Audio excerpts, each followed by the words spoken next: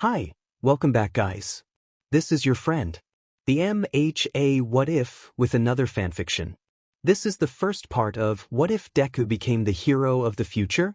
All credits for this video go to their respective authors, so please support the real author. Check out the link in the description for more details. Please give this video a like and subscribe to the channel if you want more videos like this. Now let's get into the fanf. Going back in time to reclaim your past body is probably as pleasant as it sounds, which is to say, it isn't pleasant at all. Izuku thinks it must feel remarkably similar to being hit full force by a tsunami. He's left dizzy and out of breath, his ears roaring and his blood thrumming. The world spinning head over heels as Izuku tries his best to not throw up and to remember how to breathe. He comes back to himself on the floor, body trembling with aftershocks, panting between clenched teeth as his stomach rolls. Izuku's ears are buzzing, his fingers and toes are numb. He doesn't know where he is. He doesn't know when he is. What's wrong with Deku? A young voice asks, high-pitched and mocking. Maybe his primitive physiology is finally killing him, someone else says. There's a reason most quirkless people have died off by now, you know? Something harshly jabs at Izuku's back. He realizes, somewhat distantly, that it's the toes of a person's shoe. Don't touch him, the first voice hisses. What? Someone laughs. You still think that uselessness is contagious? No, the girl says, it's a bad omen to touch a quirkless person. Don't you know? My mom told me. Whatever, a boy scoffs, before another shoe kicks at Izuku's curled form. Doesn't matter. Let's go before we're late to class. Izuku keeps his eyes squeezed shut, listening as their footsteps fade away. He lays there and relearns how to breathe. And when he thinks he can open his eyes without throwing up, he does. He's greeted by off-white walls and yellow-stained tiled floors. Aldra, Izuku says as the bell rings overhead, making his vision waver and his head pound. He closes his eyes for a moment, letting his forehead thunk to the floor. That's good. If Izuku is at his junior high, that means he must have gone far enough back. Now to just figure out exactly how far that is. Izuku presses himself up, catching sight of his yellow backpack crumpled beside him, where he must have dropped it. He gives it a nostalgic once-over before he throws it on, feeling a little off balance. Okay, time for some recon. It doesn't matter that it's the middle of a school day or that Izuku is technically skipping classes. He needs to start planning, and to do that he needs information. Izuku heads for the roof. He remembers Aldra's lack of security and the way the rooftop door was always unlocked. It'll be easier to leave from there than to try walking out the front doors. Izuku remembers a time when he was actually young enough to go to this school, how he would sneak up to the rooftop to hide from bullies so he could eat his lunch in peace. He remembers being caught once, how the janitor had seen Izuku going to the rooftop after hours, and instead of stopping him, instead of asking why a 13-year-old boy would be going up to a rooftop by himself, he turned away from Izuku and left without saying a word. Izuku absolutely hates this place. Halfway up the stairs, Izuku throws caution to the wind and starts sprinting up the steps, his footsteps bouncing up the stairwell and echoing off the walls. His heart is racing in his chest, he feels out of breath and spellbound with the repercussions of what he's just done, of what they've just accomplished. By the time he reaches the roof access door, Izuku is feeling almost frantic, his skin buzzing and his ears ringing.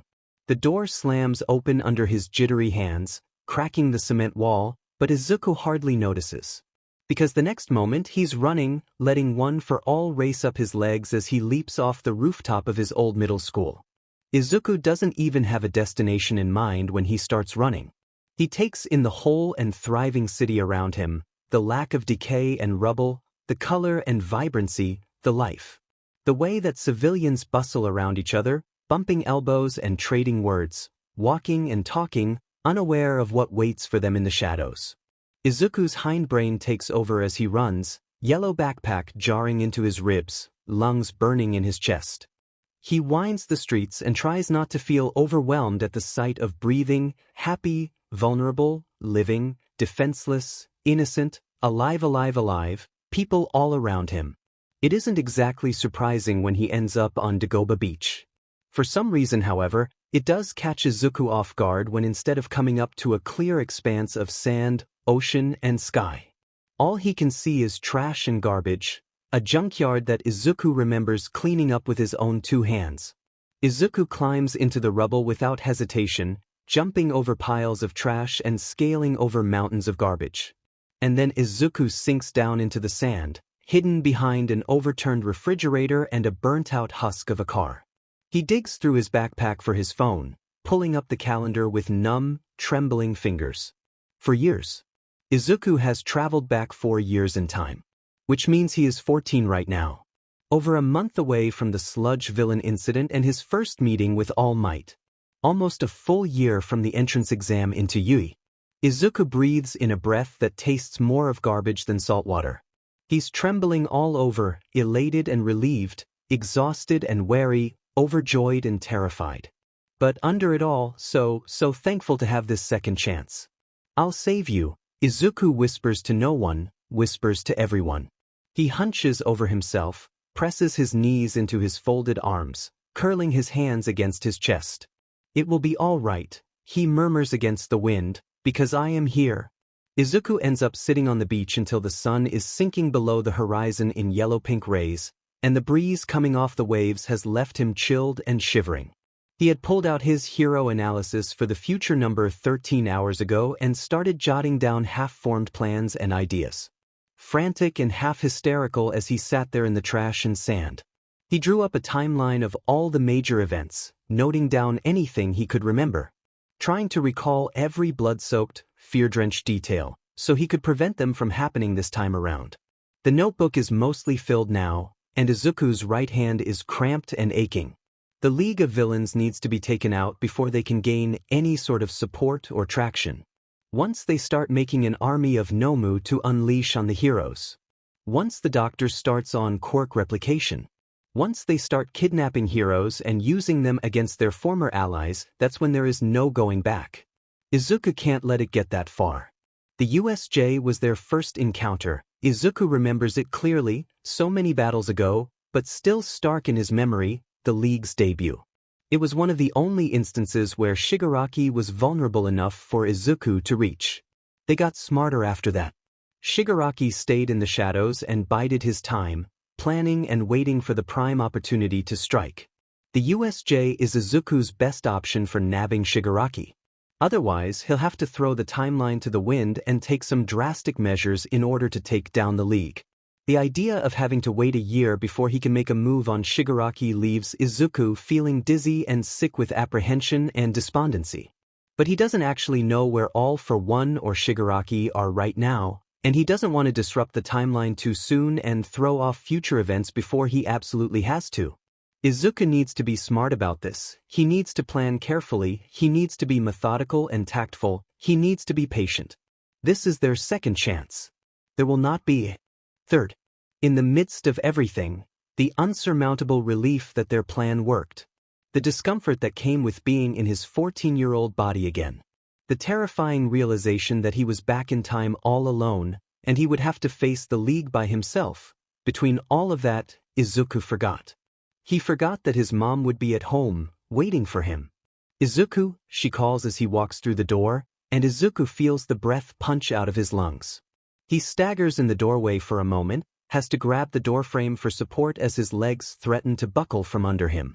Fingers cracking at drywall, eyes stinging and heart pounding. Izuku should have prepared himself for this, but he was distracted, and he had forgotten. His mom. His mom is here. God, he's missed his mom so much. Izuku, she calls again, concerned this time, and that breaks Izuku out of his frozen stupor.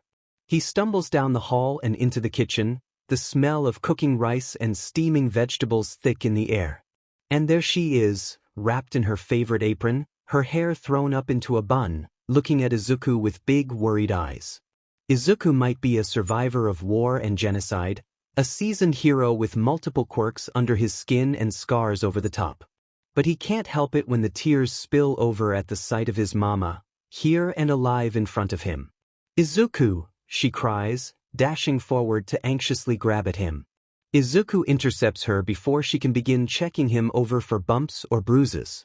He wraps his arms around her and pulls her in, holding his mom tightly to his chest and pressing his face into her shoulder. "Izuku?" she asks worriedly, hands petting at his hair and back, trying to soothe him. "Sweetie? What's going on? What's wrong?" Izuku shakes his head, his chest hitching with the sobs he's suppressing. "And nothing's wrong. I just what? Just came back from the future? Just haven't seen you for nearly 2 years? Just forgot that you would be here and alive? I've just had an overwhelming day," Izuku finally chokes out. Which is true, which is so irrefutably, undeniably true, but it still tastes like a lie leaving his lips. "Oh, honey," his mom coos, and then she's squeezing him back, holding onto him with the same force he's clinging to her. Izuku chokes on a noise he didn't know he could make. I love you so much. You know that, right?" he asks, because he wants her to know. He has to make sure she knows. Because he never got to make sure before. Before it was too late, before she was gone. "That I love you?" His mom makes a confused and watery sound in his ear, but her voice is strong when she replies. "Yes, I know. I know." She pulls away slightly, her hands coming up to cup both of Izuku's cheeks so she can look him in the eye. "And I love you too, Izuku." She brushes his tears away even as her own roll down her cheeks. "You've always had all my love, sweetheart."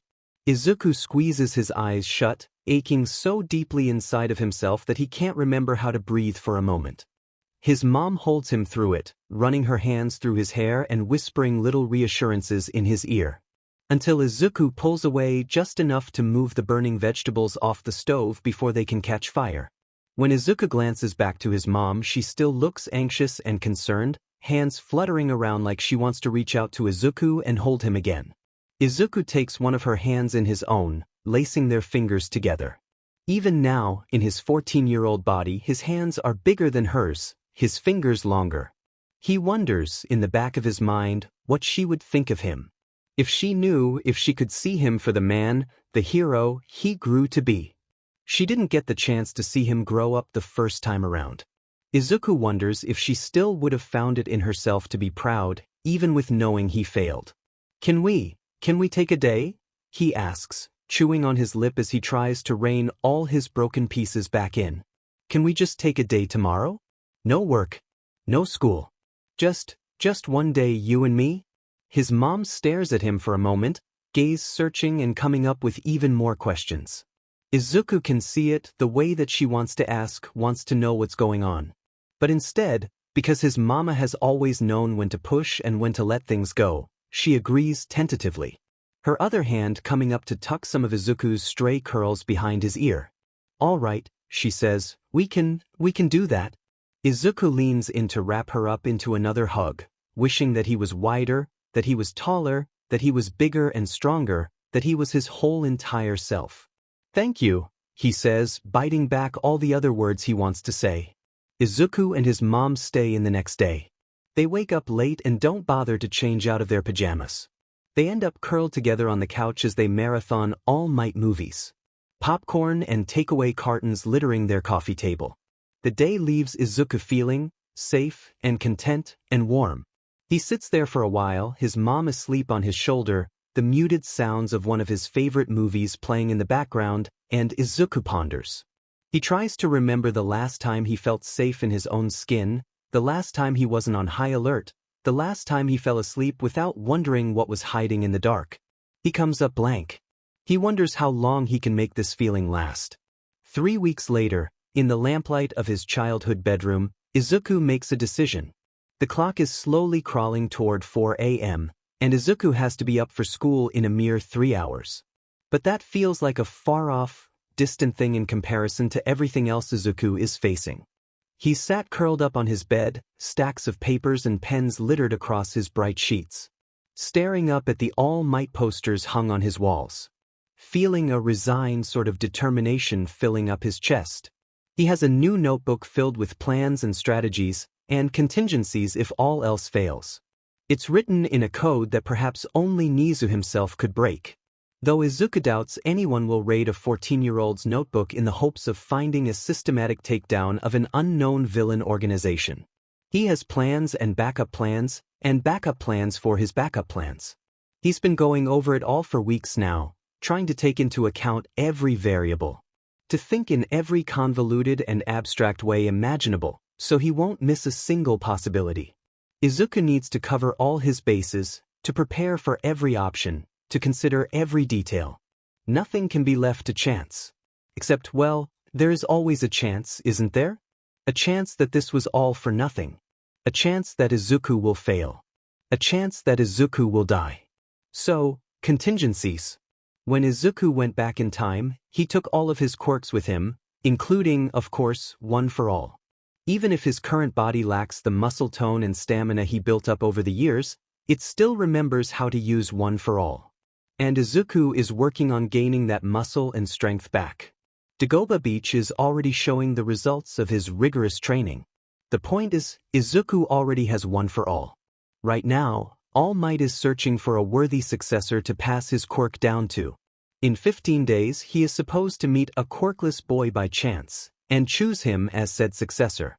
Izuku has to make sure that does not happen.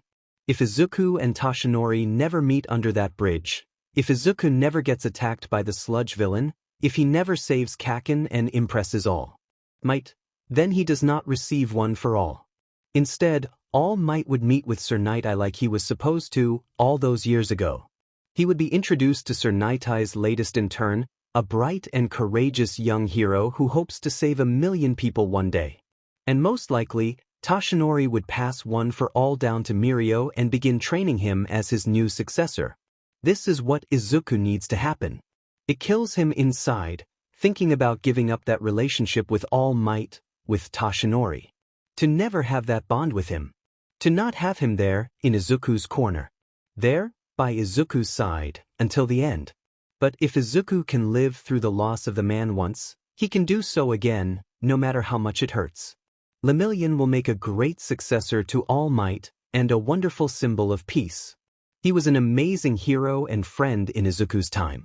And maybe with One for All coursing through his veins, Mirio will live long enough to save 1,000,000 people like he always dreamed of.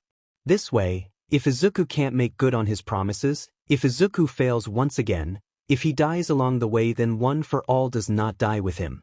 This way, Izuku will have left the world with a fighting chance. Izuku stares down at his scarless hands, watching the flickering light of One for All dancing along his skin. And then he looks up at the face of his once mentor smiling down at him, and Izuku makes a choice. "I'm sorry," Izuku says, feeling raw and ripped open, and so very tired. "I'm sorry," he says again, tears blurring the image of All Might into a kaleidoscope of colors. "I'll never stop being sorry."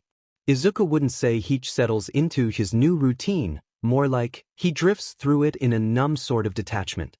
It's harder than he thought it would be, pretending to be a kid again. To put on a face day in and day out.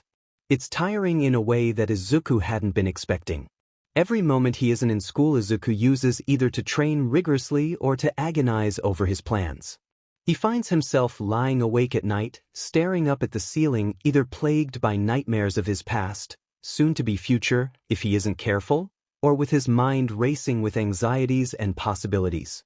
His thoughts drift during class, caught in the monotony of junior high and the escalating sleep deprivation.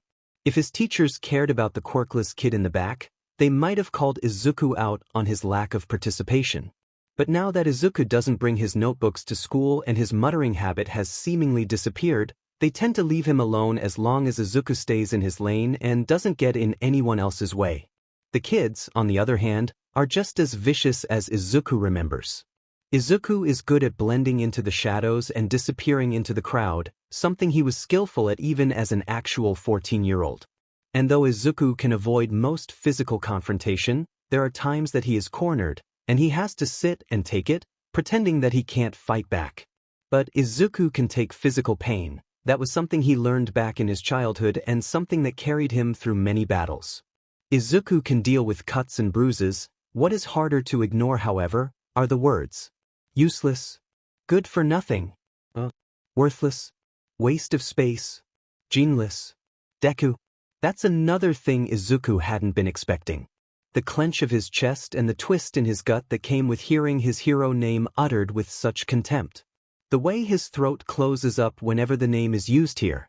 Always said with disgust and hatred, like a curse or a disease, something to be ashamed of.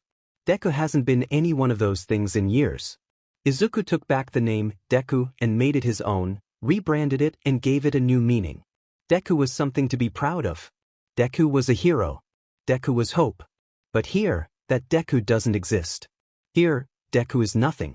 Izuku doesn't know when, exactly, he began sneaking up to the roof to spend his lunch periods alone. But he's not even been back at Aldera for a full month yet, and it seems he's already fallen into past habits and old coping mechanisms. Izuku has fought in one of the bloodiest and cruelest wars to have ever plagued the world. He's watched helplessly as hero society crumbled before them, and as nations toppled soon after. Izuku has seen people torn apart by monsters, and he has held friends as the light bled out from their eyes. Izuku has been through horrible, unspeakable things. And yet, here Izuku is, sneaking to the rooftop of his middle school, just like he did as a kid. So he won't have to hear the mocking jeers or whispered insults of his classmates. Hiding from the name Deku. Izuku scoffs at himself, kicking his feet lightly where they hang off the ledge, his heels scuffing against the wall. He wonders what his friends would think of him, if they saw him now, sleep-deprived and anxiety-ridden, lips bitten raw and muscles aching. Wrapped up in the blacks of Aldera and a deceptively childish face. The fate of the entire world and a few discriminatory words weighing him down. Even in such a self-deprecating mood, Izuku knows his friends, and he can't imagine them being anything but supportive and understanding. Tenya would help Izuku to either take his mind off of things or try his best to lighten Izuku's load. Ochako would wrap Izuku in a hug before she went to go threaten those bothering him, never mind the fact that they are 14-year-olds. Hitoshi would tell him to quit it with the self-flagellation already and then probably go help Ochako scare a bunch of 8th graders. And Shoto would come and just sit quietly with Izuku up here on this ledge, sharing in his company and silent support. But they aren't here. And well, that's the real problem, isn't it? Izuku looks up to the blue sky, blinking bright glittering sunspots from his eyes. A cold breeze plays with his hair, blows at his clothes, urging him toward the edge. I forgot what it was like to be alone, Izuku realizes with a jolt. Too many emotions to name colliding in his chest, longing and sadness, regret and loneliness, anger and guilt. But the most striking of them all is the sharp-edged blade of grief that hits him full force in the center of his chest. Strong enough to knock the air straight from Izuku's lungs, to leave him dizzy and gasping for breath. Izuku presses one hand to his heaving chest, the other clutches at the ledge of the building, trying to keep his balance, keep his bearings. He hunches over himself, half bent over his knees and struggling for air. He starts, but chokes on the words, his vision gone blurry and spotted. I don't know. I don't know how I'm supposed to do this without you, he admits, wishing, wanting, needing someone here by his side. How am I? Izuku starts, breath shuddering out of him, voice wavering with each word. What if I'm not strong enough or quick enough or smart enough? Izuku asks. What if it happens again? What if I let it happen again? Izuku whispers, hand pressed over his quivering mouth. What if I can't do this on my own? The icy wind whips at Izuku's face, cooling the tears on his cheeks and blowing his hair into his eyes. He blinks against it, wrapping his arms around himself and trying to remember how to breathe. What if I fail again? Only a month into his new training plan, and already Dagoba Beach is starting to show Izuku's hard work. At the rate he's going, Izuku will be done cleaning it up in half. The time it took him the first go-around. Of course this time he has both muscle memory and various quirks under his skin to make the process easier. Though he is doing most of the heavy lifting quirkless, being that the whole point of this is to gain back the muscle and stamina that his body forgot. So while most things are easier this time around, other things are much, much harder. Izuku can't seem to stop glancing over his shoulder, looking for someone who is not there. He catches himself talking to thin air, waiting for an answer that will not come. His eyes flit about, searching for a head of blonde hair and a beaming smile, only to remember after a shocked moment that he is alone. Izuku grits his teeth, shaking his head at himself and blinking the past out of his eyes. Damn it. He hisses, jumping down from his perch on a stack of old tires. Izuku paces back and forth on the sand, running jittery hands through his tangled hair. Izuku lets out a shout, and with an angry burst of one for all he kicks at a rusted carburetor. Watching as it flies forward and skitters over the water like a skipping stone, before sinking to the bottom of the sea. Izuku huffs a breath at himself, scrubbing a hand over his face before he scoops up his backpack and makes his way toward the stairs leading down to the beach. He can't concentrate when he's like this, and yelling and throwing things isn't going to do anything but draw unwanted attention. Izuku practically collapses down onto the steps, bag thumping against his shins. He pulls out his bento box, angrily popping some onigiri into his mouth as he glares out at the ocean. He feels caught between time. Like the memories have been twisted up and jumbled inside of him, and Izuku's mind can't make sense of them. There is the part of him that is constantly reminding himself that his version of Toshinori is gone. That it's stupid to get caught looking over his shoulder for a man long dead. But then there is the other part of him that whispers that All Might is out there right now, alive and breathing and still fighting. And that same traitorous part of him keeps wondering why it is, if Toshinori is alive, that he isn't here by Izuku's side. Because he is not yours and you are not his, Izuku has to remind himself. Because he doesn't know you, and if things go right, then he may never need to know you. Izuku hisses through his teeth as he bites into the palm of his hand. His eyes stinging and his skin burning. He stares out into the waves, glittering in the rays of the lowering sun. This was his starting ground, this illegal trash heap of a beach. But it had never felt as much like a chore as it does now, and it had never, ever felt this lonely. Ever since Izuku made his decision to not meet Toshinori this time around, he's been second-guessing himself. Wondering if he's making the right choice, if he won't end up regretting it later.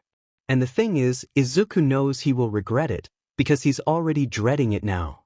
But at the same time, Izuku knows, he knows that it's the right thing to do. The smart thing, the only thing he can do.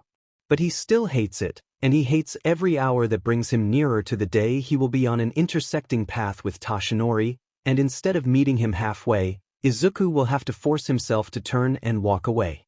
That's not the whole of it though, because when Izuku is being honest with himself, he knows what is really bothering him. And that is that Toshinori, his Toshinori, is gone. He's gone, and there is nothing that Izuku can do about it.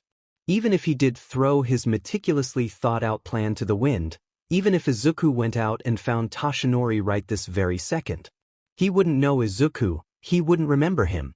All their shared history, everything that they lived through together, everything they fought for at each other's side. Izuku can't get that back, and part of him doesn't even want to. Because it was all of that, their time with one another, their shared timeline, their years spent together, that lead to All Might's death. It's a no-win scenario, and Izuku has gone through enough no-win scenarios to know that they never get easier to live through. Izuku angles his head up toward the sky, closing his eyes as he lets the sun heat up his face. Everything is not all right, he murmurs, voice getting lost to the waves and wind. Because you are not here. Kaken's palm singes the material of Izuku's school uniform, making a puff of smoke rise up and sting at his eyes. He can feel the heat of it sinking into his shoulder, leaving small blisters behind. But Izuku doesn't flinch away, not from Kaken. It's been difficult to be around Kaken these past few weeks. Hard to brush off his words and to pretend the way he treats Izuku doesn't hurt. He still remembers the grown version of his friend, the Kaken that helped push Izuku past his limits. The Kaken that grew and became the hero Izuku always knew he could be. The Kaken that held him after they lost Ochako. The Kaken that Izuku left behind when he came back to the past. He misses Kaken. But Kaken is right here. Here's a little word of advice, nerd, he says, hands still burning Izuku's shoulder. Don't even think of applying to Yui, got it? He lets go of Izuku then, walking away as the two other boys mock Izuku from the sidelines. Izuku stands there, waiting, because he knows what comes next. You know, if you really want to be a hero that badly, there's a quick way to do it, Kaken says, and Izuku closes his eyes against the words he knows by heart. Believe that you'll be born with a quirk in your next life, and take a swan dive off the roof. In the previous timeline, Izuku had tried to stand up for himself, incensed and bitter on his own behalf. But he was too scared to stand his ground, intimidated by Kaken and his hot temper and even hotter hands. This time, however, he doesn't let it go. "What if I did?" he asks, voice just above a whisper, but not wavering in the slightest. "Ha!" Kaken's voice comes from the doorway, but Izuku isn't facing him. He's staring out the classroom's windows, hands hung loosely at his sides. "What if I did jump?" Izuku asks, "What if I did kill myself?" At this, Izuku turns slightly, looking at Kaken over his smoldering shoulder. "Would you be a hero then? What did you just say to me?" Kaken seethes, stomping forward a couple steps, sparks popping from his palms. But Izuku is not intimidated. He is 18 years old and has faced down far greater threats than the angry adolescent version of his childhood friend. Izuku is teaching a lesson here. He is making a point, one that he hopes gets through his friend's thick skull. Izuku strolls over to the open window, the one that Kaken had thrown his notebook out of in the previous timeline. Though Izuku no longer brings his notebooks to school, too aware of the sensitive information they hold. Izuku pushes the window open wide, glancing down the 3 stories to the ground far below. Heroes are meant to make people feel safe. They're meant to help the helpless. Izuku locks eyes with Kaken, green meeting red. To protect the ones who can't protect themselves. Izuku lifts himself up onto the sill, his legs dangling outside the window. He hears twin gasps from behind him, hears Kaken rushing forward, shoving desks and chairs out of his way as he half snarls, half chokes, "Deku dash. What kind of hero do you want to be, Kaken?" Izuku asks, and then he lets himself drop. He hears Kaken yell out from behind him, but Izuku's already falling, wind whipping at his clothes and snatching at his backpack. He uses float right before he can hit the ground, and then Izuku is running, one for all buzzing along his skin as he dashes down the street. Izuku hops over the koi pond and dodges around the gate, his heart racing and his thoughts spinning too quickly for him to grab onto. He knows he'll pay for that stunt tomorrow, that there's no way Kaken is going to let something like that go. But Izuku couldn't pass up the opportunity to knock some sense into his friend. His backpack jars into his ribs as Izuku runs, his shoes slapping against the concrete as Izuku pushes himself to go faster.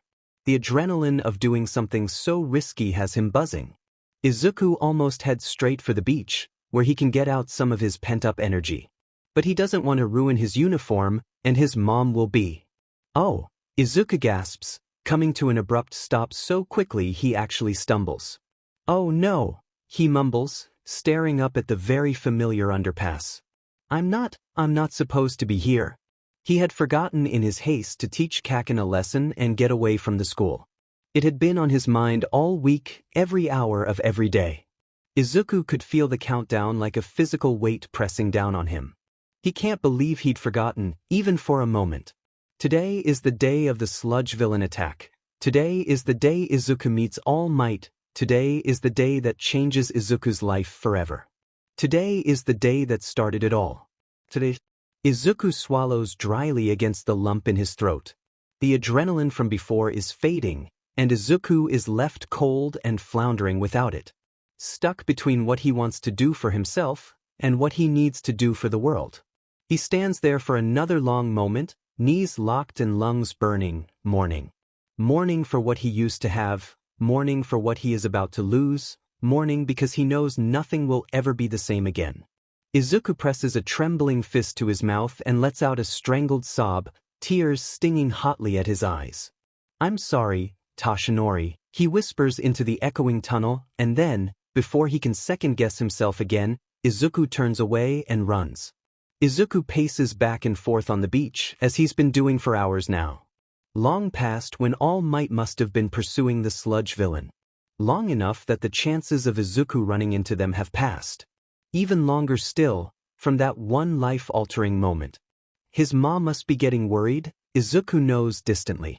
It's well past dark, and Izuku's stomach is cramping with hunger pains. He should go home, apologize to his mother, and try to eat a few bites of food. Move on from this day of bad memories and excruciating choices. But the thought of heading home and having to act normal is almost as nauseating as the situation itself. Running jittery hands through his tangled hair and taking a breath, Izuku tries to pull himself together. But he can't seem to rein himself in any more than he can ignore his shot nerves or frayed emotions, and no amount of time or determination can make the grief in his heart easier to bear. Izuku pauses, his hands fisted at his sides, fingernails biting into his palms. Suddenly, it isn't sadness or desperation or even terror that he feels, it's anger. Raw, unadulterated rage. It washes over him so quickly it's all Izuku can do not to choke on it. The burning hot feeling of resentment, the thick coiling feeling of confinement, come out of hiding from somewhere deep inside of him, mixing together and building inside of Izuku until it becomes too much for him to hold inside. And then Izuku is screaming, something rageful and agonized and bleeding. It is not a cry of sorrow or fear, but something of pure, unyielding pain. Even to Izuku's own ears, it sounds like a call for vengeance, a bay for blood. The stench of garbage is far more tolerable than the bitter vitriol pouring out of his mouth. But Izuku can't find it in himself to care. Can't make himself stop. Let the world hear his rage, let it bear the weight of his pain. Because it is this world that has taken so much from Izuku. And it is this world that has placed an insurmountable weight on his shoulders. And it is this world that has demanded that he do it again, but this time, that he do so alone. Izuku screams until he is lost for breath. And then he screams some more. Destiny is a funny thing. It is not as solid as people would have you think. It is fluid and ever-changing. There is no fate, no set path, no script written in the stars. Destiny is a choice. Izuku used to think his destiny was to be All Might's successor, to become the new symbol of peace, to stand in the way of evil. And he did all those things, he fought against evil, and he followed in All Might's footsteps. And where he could not be a symbol of peace, he became a symbol of hope, instead. Izuku fulfilled those destinies, but he has a new one now. Izuku is going to save the world. Or he'll die trying. Izuku has a myriad of quirks to choose from when it comes to picking out the one he will use for his quirk registration form. The problem, however, is trying to choose which one he wants to represent to Yui. There are certain quirks Izuku, of course, cannot use in front of any of the Yui staff or students without major suspicion arising. Then there were a few other quirks that Izuku eventually crossed off his list of candidates. So that leaves him with 8 quirks to choose from. FA Gene is a very good offensive ability, and Izuku would succeed while using it. But he's so used to pairing it up with One for All, he isn't sure he wouldn't accidentally slip up and use both at the same time. Danger Sense is a useful quirk, and one that has saved Izuku's life countless times. But he likes to keep that one in his back pocket, better for no one to know he can sense a blow before it can land. Shelter is a very powerful quirk. Being able to make force fields to protect himself and others has saved Izuku and his friends over and over again. Without it, Izuku knows he'd be dead 10 times over. But Shelter has no offensive capabilities, it is purely a defensive quirk. Smokescreen is much the same. It works well for espionage and covert missions, and for escaping enemies. But it would be hard to get into Yui with only smoke on his side. Mirage is out for the same reason. While being able to make illusions of himself has been very useful at distracting enemies, it is not an offensive quirk. Izuku's clones aren't actually physical, they cannot talk or touch anything, so not very helpful in a fight. Aoi Hanu is the complete opposite. Fire is an extremely useful ability to have in battle. But Izuku still has trouble controlling the quirk, and he would hesitate to use the ability while in the same class as Shoto. Float is another quirk Izuku has become reliant on. Being able to use aerial attacks on enemies or evacuate civilians through the air has been quite literally life-saving. Float is integral to Izuku's current fighting style. But without the strength enhancements to launch himself through the air, would Float be as useful? There is a possibility that Izuku could use another quirk in combination with Float to make it more battle-capable, but no, he shouldn't risk that, not with so many eyes on him. That leaves Izuku with one option. Black Whip. Izuku lets some of the black tendrils curl out from his arms. Watching the way they move and shift as he breathes. He's been training with Black Whip for years now. He remembers after he first got it, sitting down with Fumikage and learning how to meditate, how to rein in his emotions and control them. Black Whip had been frightening at first, most of all probably because of how Izuku got it. But now, years after its first manifestation, Black Whip just feels like an old friend. Izuku picks up his pen, lets out a breath, and finishes filling out his form. When Izuku walks through the gates of Yui, he can't help it when he falters. He stares up at the wide, gleaming expanse of his old school, and tries his best not to drown under the sudden influx of memories. It's an overwhelming flood of feelings and emotions inside Izuku's brain, tangling up Izuku's thoughts and leaving him floundering and breathless. Izuku chokes on the memories for a moment, trying not to gag against them. Because, for a single heartbeat, just a fraction of a second, when Izuku looks up at Yui, all he can see is a shattered husk of a building looming in the sky, with black soot and red blood staining its walls. He can still taste the ash on his tongue, can smell the sulfur staining the air. Izuku blinks, and suddenly he's back in time, staring up at the remains of Yui. Their last true defense, up in flames and half-collapsed, sparks and dust drifting up into the starlit sky. The silence somehow far more damning than a scream could have ever been. All gone. All gone. It's all gone. Out of my way, Deku, a familiar voice suddenly sneers from behind him. Izuku flinches as he's sharply yanked out of his memories. He breathes out a stuttering exhale, the tips of his fingers tingling, his head buzzing. Izuku blinks the nightmare away and pushes all of his hurts back under his skin where they belong.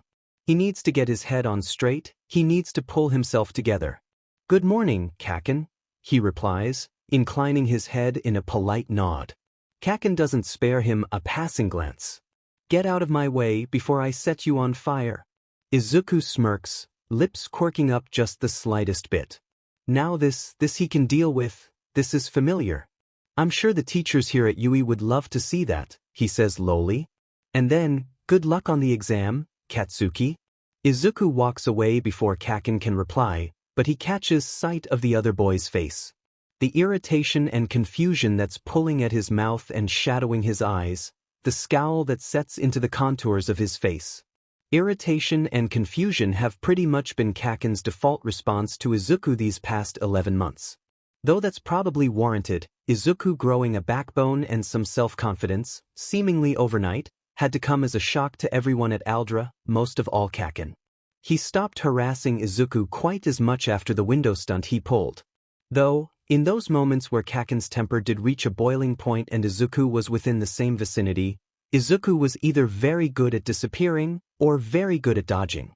Izuku could see it in random moments throughout this past year. The way that Kaken has been watching him, how his eyes will linger a little bit too long, how he seems to be searching for something in those stolen glances at Izuku. Kaken is smart and observant. Perhaps he's not at the same level as Izuku himself. But even at this age, Kaken's instincts and intellect are nothing to scoff at. He knows that something is wrong with Izuku, that much is certain.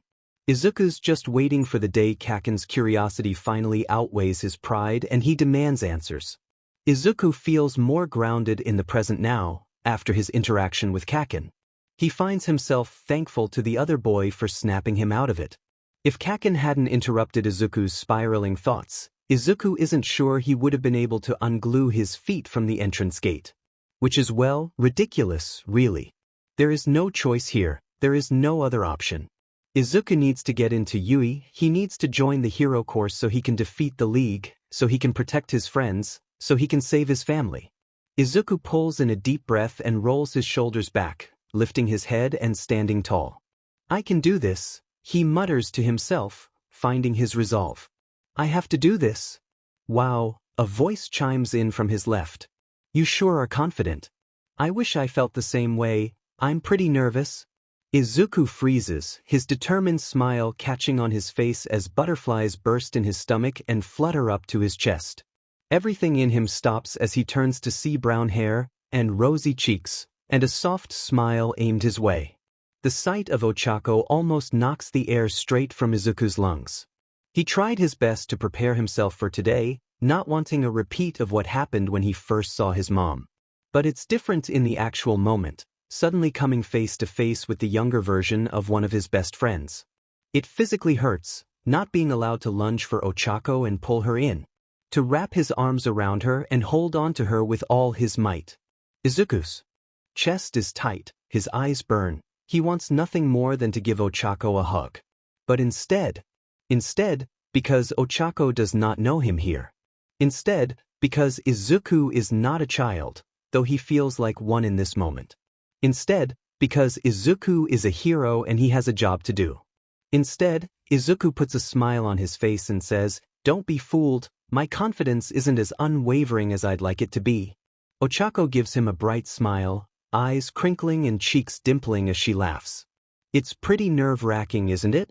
Just the building itself is intimidating. Izuku nods, pulling open the door for her before he follows close behind. Suddenly his nerves about returning to Yui feel small and distant. Though maybe that isn't all that surprising, Ochako has always been able to give Izuku a boost of courage whenever he's needed it. God, he's missed her so much. "We could walk together, if you want," he offers, almost desperately hoping she doesn't turn him away. To be here, talking to her again. To hear her voice, even if it's higher-pitched.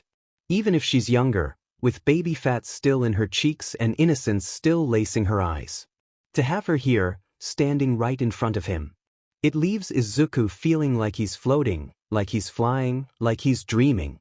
"Sure," Ochako chirps, bouncing on the toes of her shoes. She throws Izuku a glance before she reaches between them, hand extended.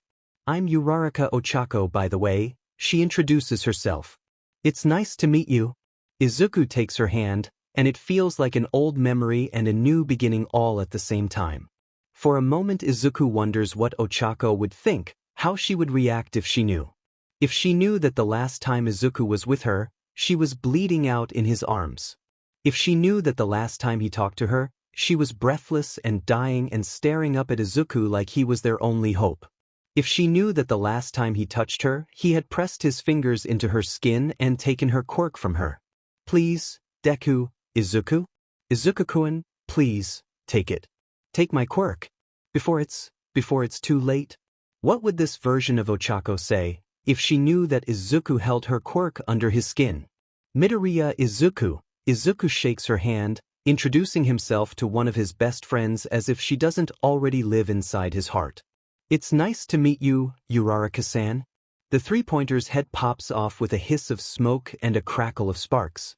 Izuku flips off of its head and shoots out more tendrils of black whip. They smash into the red sensors of another robot's face, and it immediately shudders to a stop and tips over. Izuku vaguely wonders how he would have done, the first time around, if he had known about the shutdown sensors. Actually, he wonders how everyone with non-combative quirks would do if they knew about the weak points. But figuring that out is just another part of the test. It feels like cheating, a little bit, to be competing against untrained teenagers when Izuku has years of practice and experience under his belt, not to mention insider information. Izuku keeps having to remind himself that he is only reclaiming his own spot in the hero course, not stealing anyone else's. Plus, well, the fate of the world and hero society are depending on Izuku right now. He can't take chances here. Izuku scales up the side of a building and surveys the area around him, searching for enemies and people in trouble. One for all thrums under his skin. Izuku can almost taste the spark of it on the back of his tongue. But Izuku doesn't dare use it while under the watchful eyes of Yui. Even if All Might wouldn't notice, Nizu and Aizawa certainly would. Just as Izuku's about to drop back down to street level, he notices two robots flanking a student. A boy in all black with familiar lilac hair and a limp in his step. Izuku doesn't hesitate. He takes off in a dead sprint, jumping across rooftops and flipping over alleyways with reckless abandon. And when Izuku is close enough, he flings himself off the edge of the building in something that might technically be a tad too daring for an untrained 15-year-old. Well, it's not every day that you get to re-meet one of your best friends. Izuku lands on the head of the three-pointer as he grabs Hitoshi with a strand of black whip, pulling him out of reach of the two-pointer. Izuku hoists Hitoshi up into the air where he won't get caught in any of the debris, and then Izuku kicks off of the robot, forcing it to crash into its friend. Izuku sets Hitoshi down on the other side of the street, shooting him a sheepish but friendly smile. Sorry for grabbing you like that, Izuku apologizes, his eyes surveying his friend for any injuries. Looked like you might need some help. It's the wrong thing to say. Izuku forgot for a moment that this Hitoshi is not his friend. That right now, Hitoshi doesn't know him. He forgot for a moment that at this age, Hitoshi is bitter and spiteful, angry at the world for knocking him down over and over again. He forgot for a moment that this Hitoshi is still a lonely kid with something to prove. Hitoshi pushes himself up roughly, wobbly on what Izuku thinks must be a sprained ankle. Yeah, thanks, he spits. Shouldn't you be getting back to racking up points? Or are you so confident that you'll get into the heroics course? Izuku just watches Hitoshi for a moment, taking in the dark bags under his eyes and the bitten raw fingernails. His dirt-smeared chin and the newly yellowed bruise on his cheek. Izuku's chest aches. Aches for the friend he left behind and aches for the boy who is standing right in front of him. Izuku pulls his thoughts away from that spiraling path, forcing his gaze to snap away from Hitoshi's angry glare and red-rimmed eyes. Izuku digs through his pockets, his fingers quickly wrapping around the collapsible baton he brought with him. This exam is really biased toward non-combative quirks, he says conversationally, flicking the baton out to its full length. Hitoshi watches Izuku warily. He jerks back when Izuku extends the baton toward him, gait unbalanced with his sprained ankle. He looks down at Izuku in confused suspicion, his fingers frozen just above the offered weapon. It's unfair, Izuku goes on, but there are always ways around that. Izuku jabs a finger toward a robot down the street. Break half of the red sensors and they'll go down. Hitoshi's brows furrow, he looks at the robots Izuku took out earlier, soaking in that new information. And then his fingers suddenly wrap around the baton, a determined glint filling his purple eyes. Izuku and Hitoshi share a smirk, and for an instant, it feels just like old times. Izuku turns away, Black Whip already lifting him into the air. Good luck, Izuku calls over his shoulder, and then he's launching himself back into the fight. It won't be enough, Izuku knows. There isn't enough time left for Hitoshi to get into the heroics course. But maybe he'll leave today feeling a little less disappointed. And later, when they're both in Yui, when Izuku finds him again, maybe Hitoshi won't feel as alone. By the time the zero-pointer comes out, Izuku knows he already has enough points to be allowed into the hero course. He has at least 40 combat points, and though he doesn't know how they determine rescue points, he's sure he has quite a few of those too. The ground shudders as the zero-pointer is released, and Izuku stands there, watching as it walks through buildings and sends debris falling to the street, feeling morbidly nostalgic. Other examinees shout in surprise and fear, tripping over each other as they flee the scene. Izuku catches a shock of electric blue and the rumble of engine-propelled legs out of his peripheral, and something stunned and delighted bursts in his chest. Tenya, he whispers to himself, whipping around to see if he can catch sight of his friend in the midst of all the chaos. That's when he hears the scream. Izuku remembers Ochako crying out in the original timeline, both in shock and fear. But this time Ochako's voice cracks in the middle with tears, and Izuku can tell she's hurt. Something visceral and burning explodes in Izuku's chest, and suddenly he's moving. He can't be sure if the slight burst of one for all is visible along his skin. But that doesn't matter in this moment. His mind is screaming at him to keep Ochako safe, to protect her, to save her. Black Whip bursts from Izuku's arms, shooting out and grabbing onto two opposing buildings, and then he slingshot and G himself up into the sky. The wind whips against his face and hair, his eyes water and his face stings, and Izuku finds himself missing his mask, almost feeling naked without it. Even without the use of float or zero gravity, Izuku still soars through the air. One for all buzzing inside his veins, lighting up his whole body, screaming to be let free. Izuku hasn't felt this whole, this alive, this at home in his own skin, in almost a year. It's invigorating, it's intoxicating, it's liberating. It's everything he's missed about being a hero. The face of the zero-pointer looms overhead, and Izuku gives a wordless yell as Black Whip erupts out of him. Tendrils lashing out and smashing through the sensors on the zero-pointer's face like a sword through flesh. The black tendrils shoot out the back of the zero-pointer's head, a flash of light, a burst of glass, and then a plume of smoke. Izuku watches it for a moment, suspended in the air, making sure it's going to tip backward. And then Izuku is falling, dropping out of the sky without the robot for Black Whip to hold onto. He plummets toward the ground, but unlike last time, Izuku isn't panicked and broken with the repercussions of his own power. The zero-pointer hits the ground before Izuku does, a vortex of dust and smoke rushing up with its sudden impact. Izuku throws his arms out wide as he's abruptly swallowed by the dust, adding his own smoke to the mix as a cover. Safe behind the cloud of smoke, Izuku lets float take over his body. He lands gently, feet sat back down on the pavement. "Uraraka?" he calls, already running toward her. I'm here," she calls back, coughing against the smoke and dust. I can't get out." "It's all right," Izuku says, and then he's crouching down in front of Ochako, giving her one of his smiles. "I'm here now. I'm gonna get you out." Ochako stares at Izuku with wide, teary eyes. Her mouth forms a small O as she gapes up at him, looking mystified and a little shocked. But well, it's not every day that you're almost trampled by a gigantic robot. It makes sense that Ochako would feel overwhelmed. "Okay," she murmurs, that would be nice." Izuku nods, already thinking of the least painful way to get her out. He's pretty sure her leg is broken this time, with the way it's twisted under debris. "Hey, Uraraka," he says as he begins clearing some of the rubble away, trying to distract her. "What's your quirk?" "Am I Quirk?"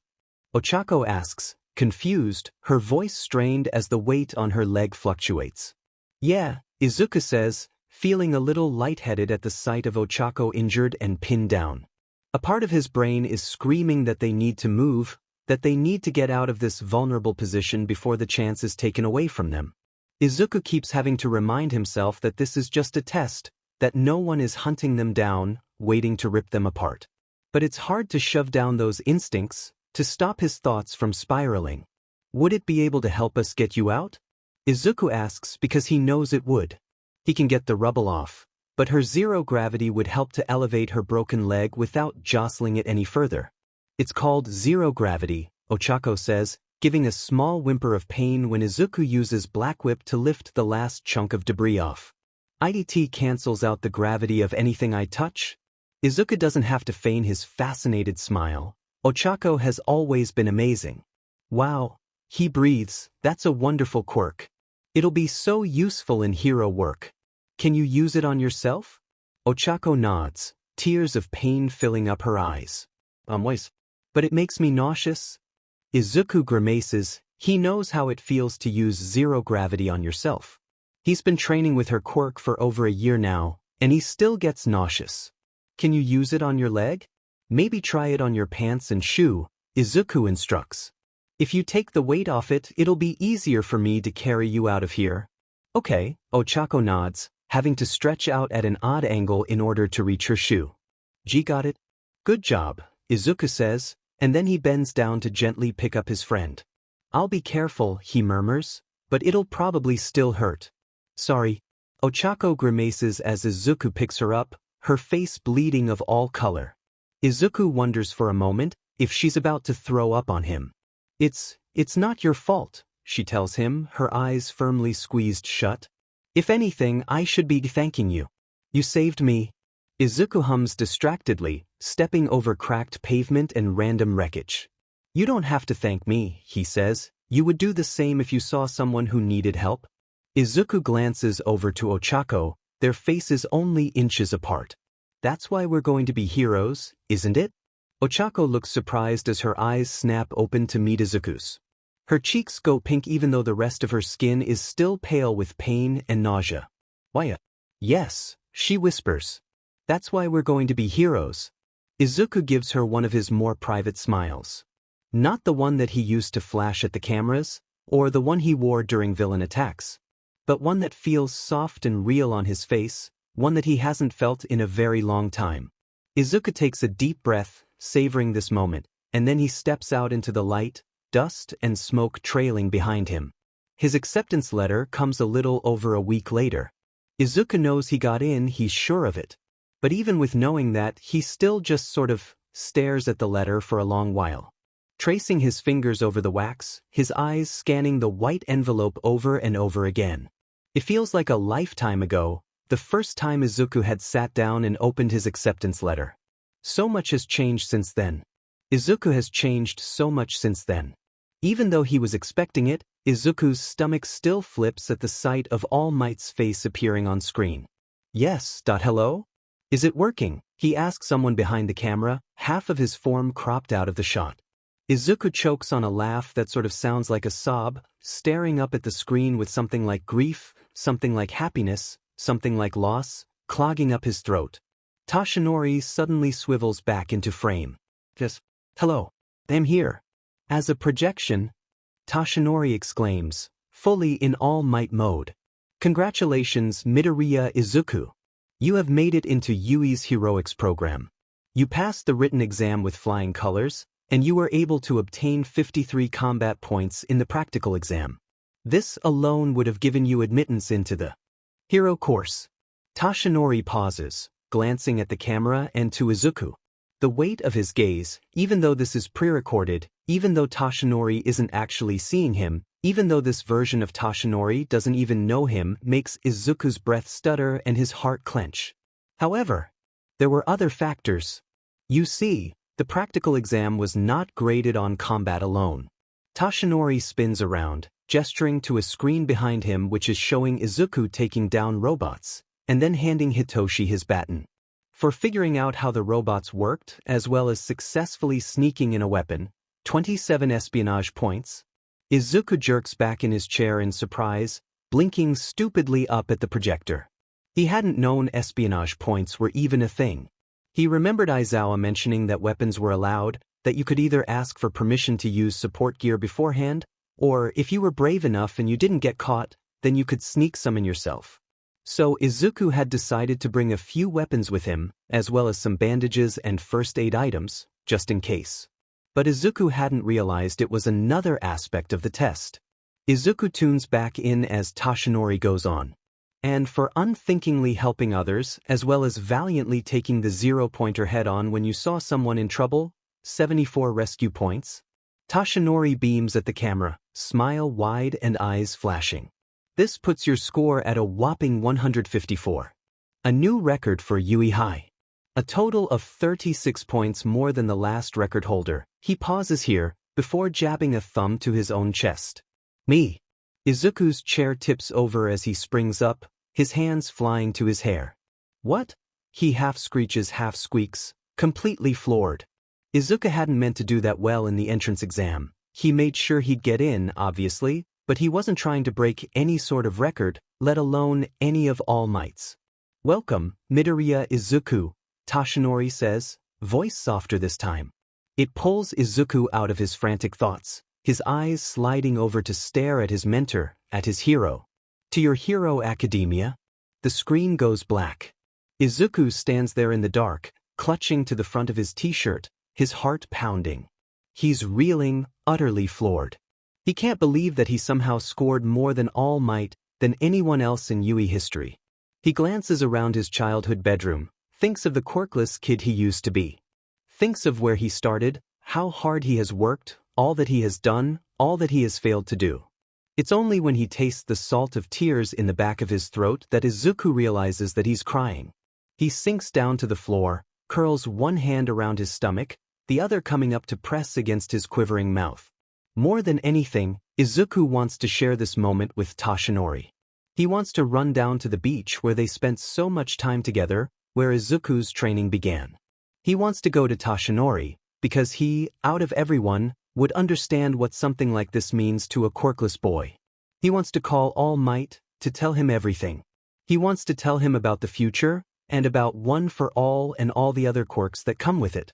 He wants to tell Toshinori what's ahead of them, about All for One's survival and his plans.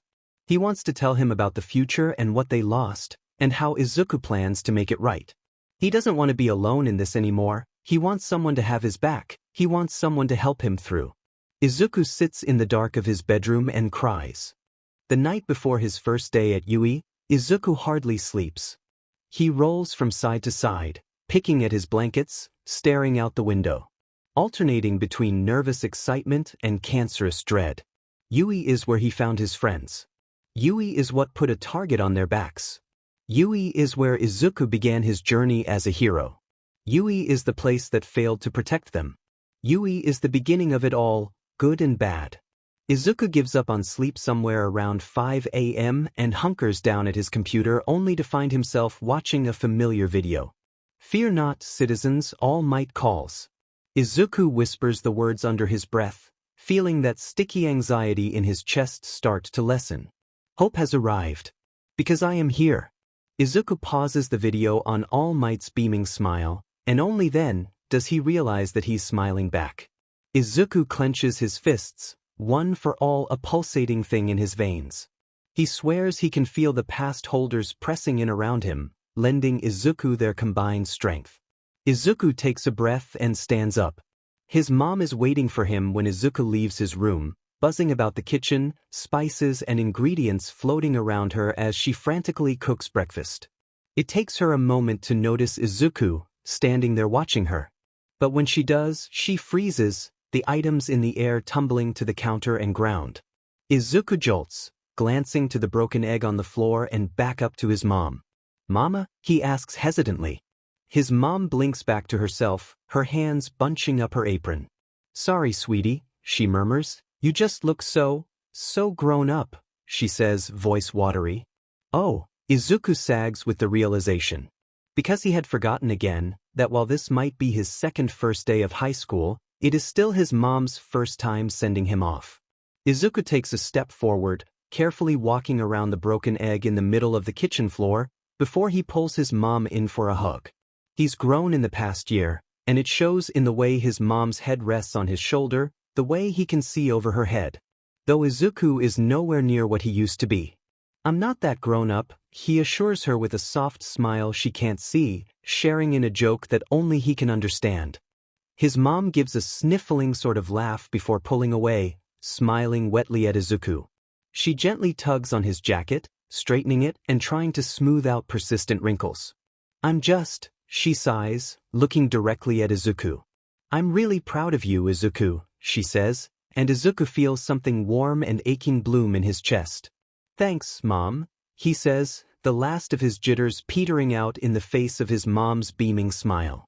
Izuku arrives at Yui early enough that the school is still empty and quiet. He drifts through the halls, lets his feet take him where he needs to be, even as Izuku's mind floats somewhere between past and present.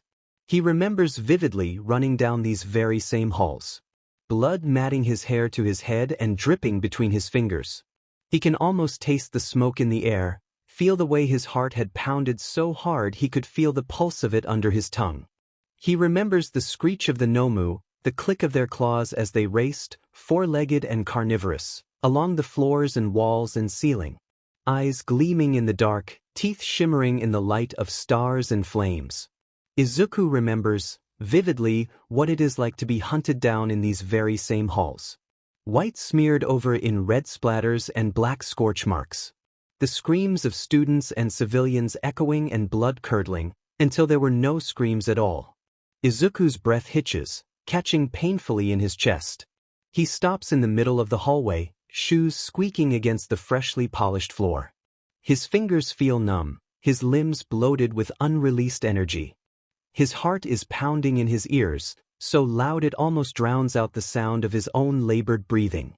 Izuku spins on his heel and ducks into the nearest bathroom, trying to blink shadowed figures out of the corners of his eyes. He stumbles over to the sink, clutching to the ceramic hard enough that it cracks underneath his fingertips. Izuku forces himself to let go, to breathe, to get it together. He lets out a gust of air as he glances up at himself in the mirror. He hardly recognizes the person staring back at him. Wild green hair sticking up at unruly angles, unscarred pale face, baby fat still lining his too young cheeks, freckles splashed along the bridge of his nose and below his sleep-deprived eyes. Izuku hasn't been this person, this child, in years. He feels so distant from the person he used to be, someone who still believed that heroes were infallible, unstoppable, invincible. Someone who saw the best in people and the world, who thought everyone deserved a second chance. A boy who truly believed he could make a difference, that he could save people. Izuku blinks at his past self in the mirror and wishes he could find that same resolve, that same determination, that same sense of hope he'd felt before. All those thoughts seem so out of his reach now. Izuku shakes his head to himself and leans down to splash some cold water onto his face, trying to scrub the past 5 years from his skin. And when that doesn't work, scrubbing away any sign of his breakdown instead. Izuku makes his way to 1A without any further interruptions, sliding into the classroom and shutting the door behind him. Even with his delay in the bathroom, Izuku is still the first to have arrived. Which might be for the best, seeing as he isn't taking his first day back in UE as well as he should be. It's hard to remember that he is a seasoned pro while standing here, amongst 20 desks in a familiar classroom. Izuku feels caught somewhere in the middle. He doesn't feel 15, not really, but he doesn't feel 19 either. It's hard not to feel like a kid while wearing this uniform. But it's hard not to feel like a soldier while inside these walls. Izuku runs his hands over a row of desks as he makes his way to his seat, taking off his backpack and lowering himself to his own desk in a dazed sort of stupor. It's hitting him harder than he thought it would, being back here. He needs to pull himself together before any of his classmates show up, or God forbid, Aizawa-sensei. It's not long after Izuku has sat down that the door slides open and Momo walks in. She pauses when she catches sight of Izuku, feet stuttering. "Oh," she says, clearly having thought she'd be the first to arrive. They are both absurdly early after all. She catches herself, smoothing out her surprised expression and walking up to Izuku, hand extended. "Hello," she greets. "I'm Yaoyorozu Momo. I must apologize, I hadn't expected any of my classmates to have arrived so early." Izuku gives Momo's hand a quick squeeze, forcing himself not to linger. He smiles at her and it feels real on his face. "No need to apologize," he tells her. "I would not have expected anyone else either. But I wanted to get here early. First day nerves, you know?" Momo gives a tentative smile, one of her closed-mouthed and genuine ones. She nods, giving the room a quick glance. "It is, a bit intimidating, isn't it?" Izuku looks at Momo, the way she's clutching her books to her chest, back stiff and armored straight, uniform freshly ironed and perfect in every way. Everything about her put together and composed. Looking at her, Izuku only sees a scared and overwhelmed kid. "Terrifying is the word I'd use," he says, and Momo's head whips around to gape at him. Izuku gives her a soft smile, one that he used to use when he was pulling civilians and children out of harm's way. "We made it, we're finally here. In the UE Hero course. And Izuku takes a moment, looks around at the rows of desks and the lockers lining the wall. "And it's amazing and incredible, but it's also terrifying." He glances back up to see Momo staring straight at him. Her fingers have gone slack around her textbooks, some of the tension in her shoulders having lessened. She gives a small nod before she mumbles, "Yes. That is exactly it." A moment of silence stretches between them, and then Momo is clearing her throat, saying, "And, you are?" Izuku blinks in bewildered surprise, before it hits him.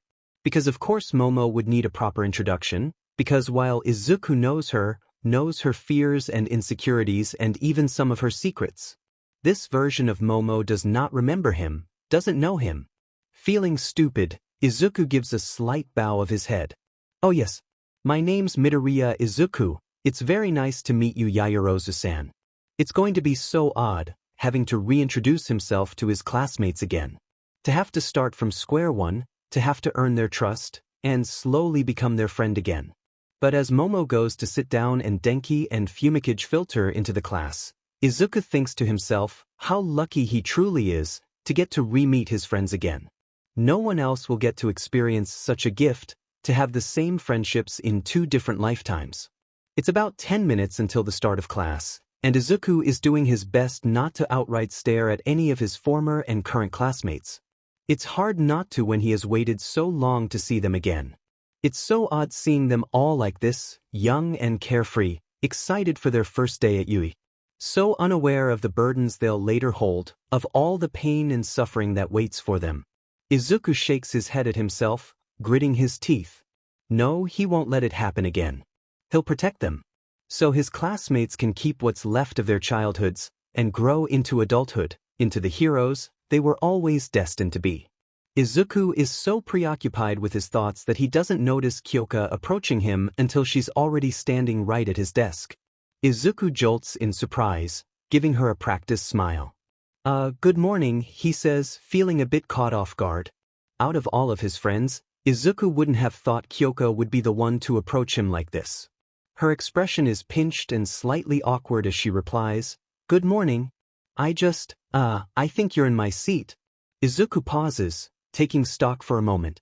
He's definitely in his seat, chair 12, in front of Shoto and behind Juzo. But when Izuku glances up, he finds Mizo in front of him, large and strong even at this age.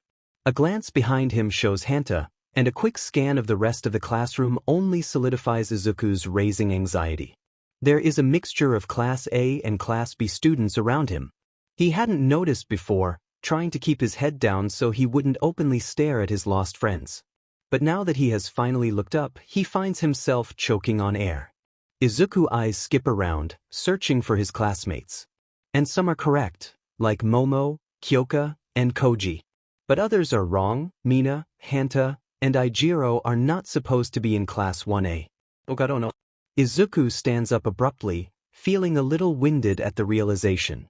It's a small detail in the grand scheme of things. But it isn't one that Izuku had anticipated, and it leaves him feeling dizzy.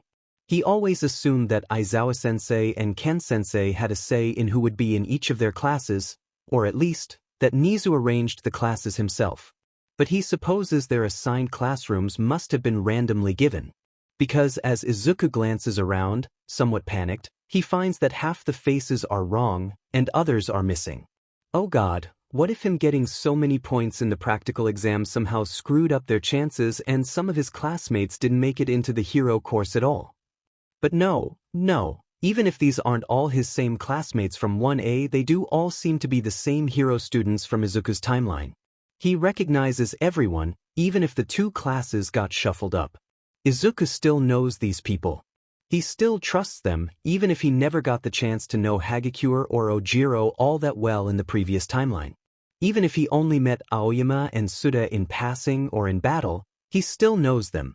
It will be all right. Oh God, please let Ochako be in his class. Are you okay?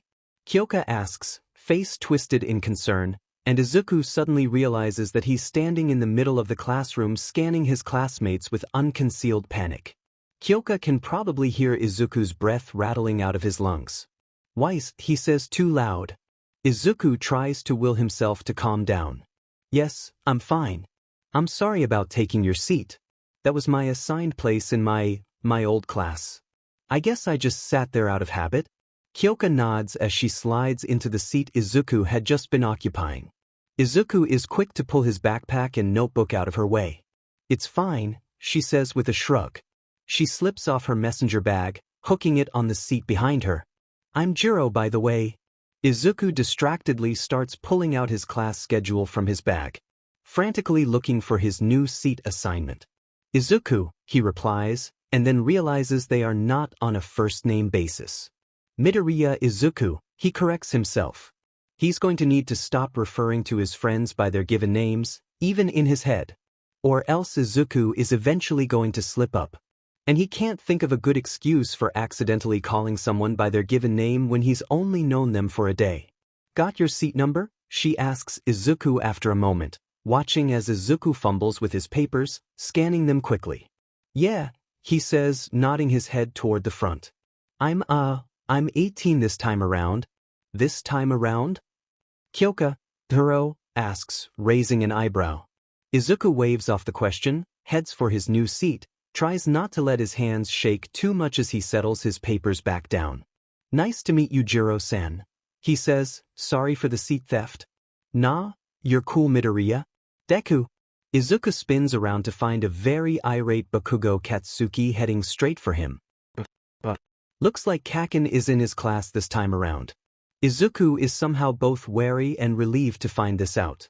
Even if half of his classmates are in Class 1B, at least this time, he'll have Kaken by his side straight from the start. Though, Kaken does not look happy to see Izuku. Which Izuku isn't all that surprised about, seeing as he's been avoiding the other boy since they both got their acceptance letters into UE 3 weeks ago. Izuku even skipped out on the meeting with the principal at Aldra. He really didn't want to be there when the news about Izuku getting first place was given to Kaken. He was mad enough the first time around, when Izuku had just barely scraped by. Izuku didn't want to imagine how Kaken must have reacted when he found out that Izuku placed higher than him. You shitty nerd. Kaken slams Izuku into the wall behind him, not hard enough to hurt, but certainly hard enough to let Izuku know not to try anything. You think you could avoid me forever? That I wouldn't find out? Izuku grabs onto Kaken's wrist, the one tangled in Izuku's blazer. He holds on, not trying to pry Kaken off, but not letting him press Izuku against the wall any harder. I didn't need to avoid you forever, Izuku starts, drawing out the word, pretending this isn't the most grounded he's felt all morning. Just until we were both on UE grounds? What's that supposed to mean? Kaken sneers, pressing up against Izuku, using his superior height to bear down on him. Well, joke's on him, because Izuku knows that he ends up taller than Kaken. Izuku whispers the next part, so only Kaken will hear, well, and Kyoka and Mizo he supposes, but there's no helping that. Yui takes acts of bullying and quirk discrimination very seriously. They're training the next generation of heroes, after all. They can't be lenient with such things.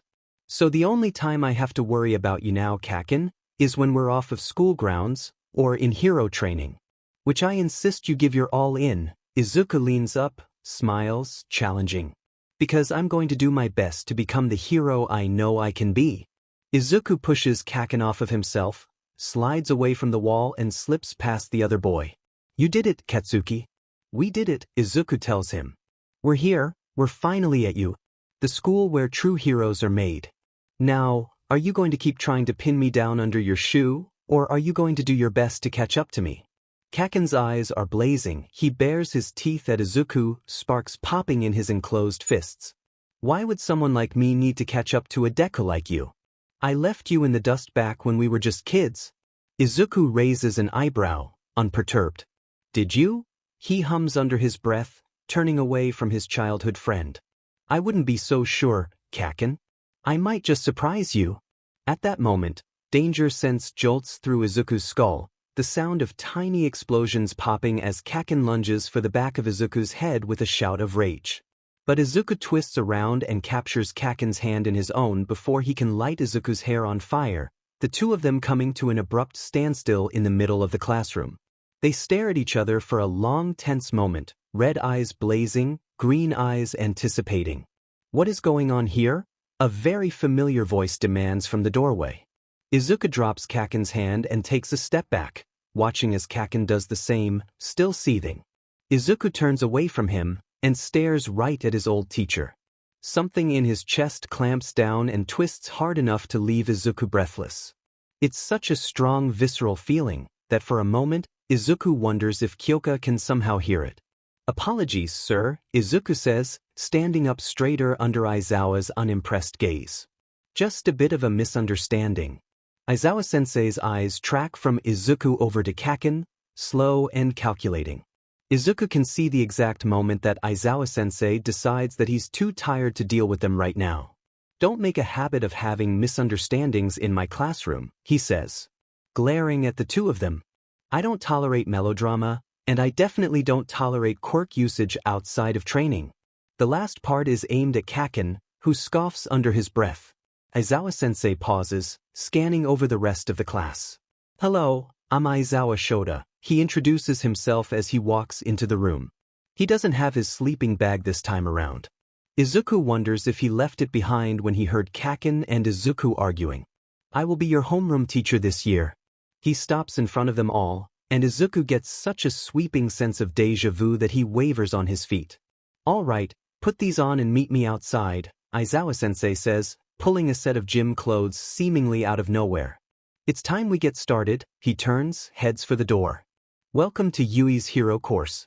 And with that, he's gone, and Izuku has to hide his wavering smile behind the palm of his hand as his classmates break out into confused and excited whispers. Izuku goes and grabs his gym uniform, feeling floaty and a little bit like he's running headlong into a battle. Here we go again, he murmurs to himself. And so, for the second time, Izuku's high school career begins.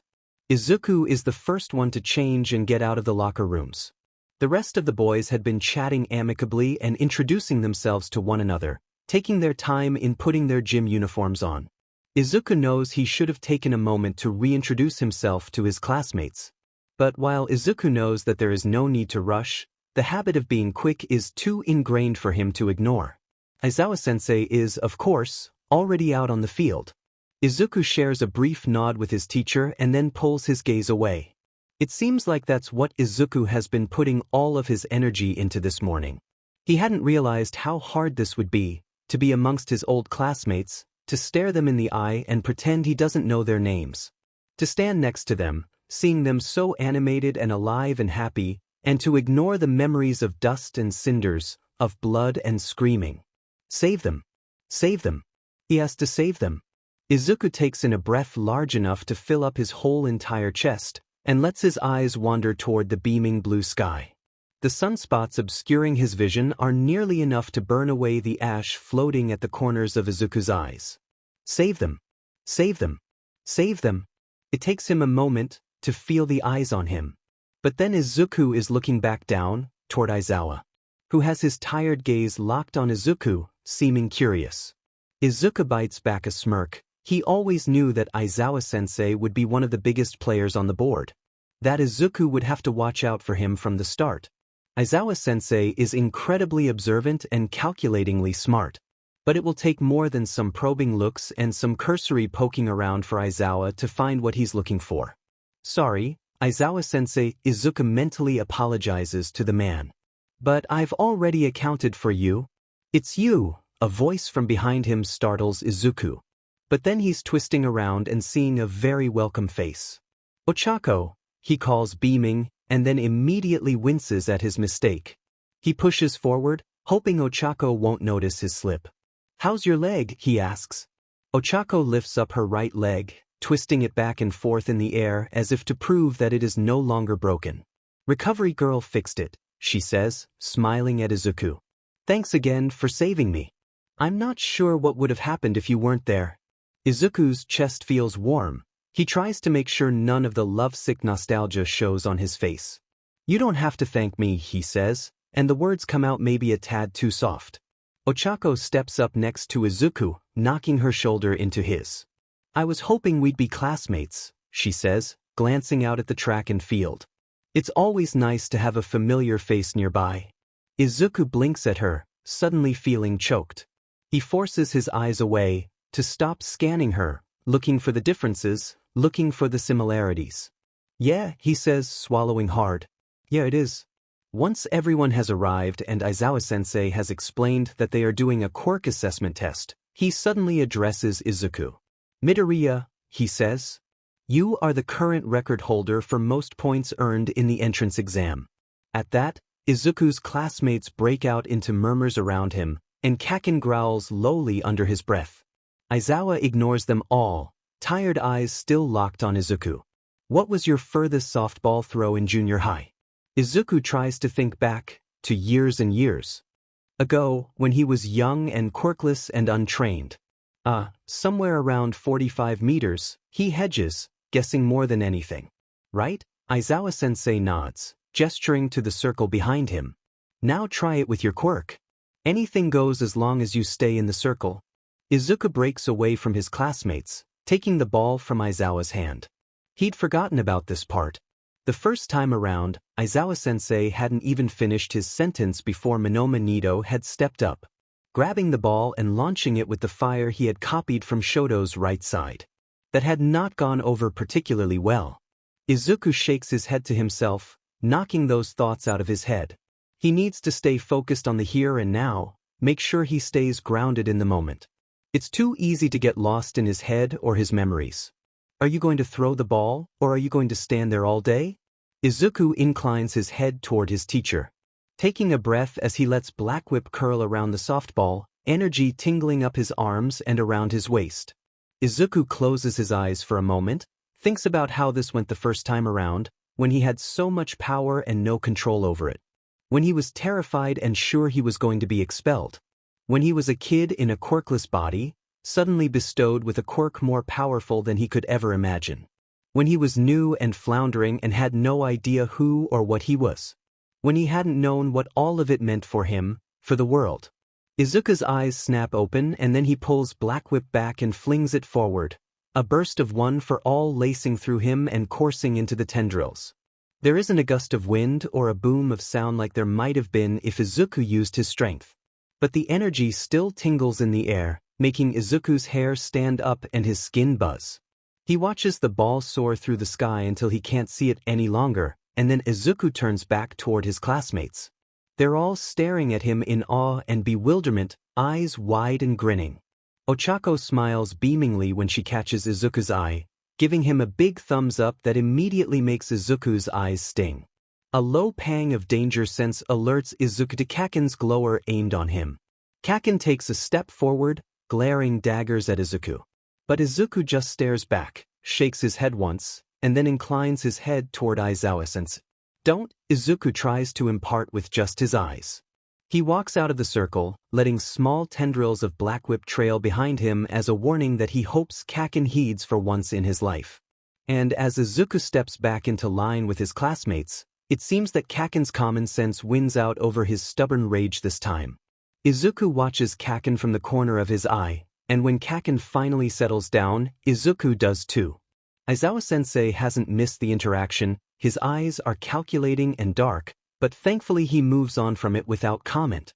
You all need to know what you're truly capable of, Aizawa-sensei says. Holding up his phone for them all to read, 1013.7.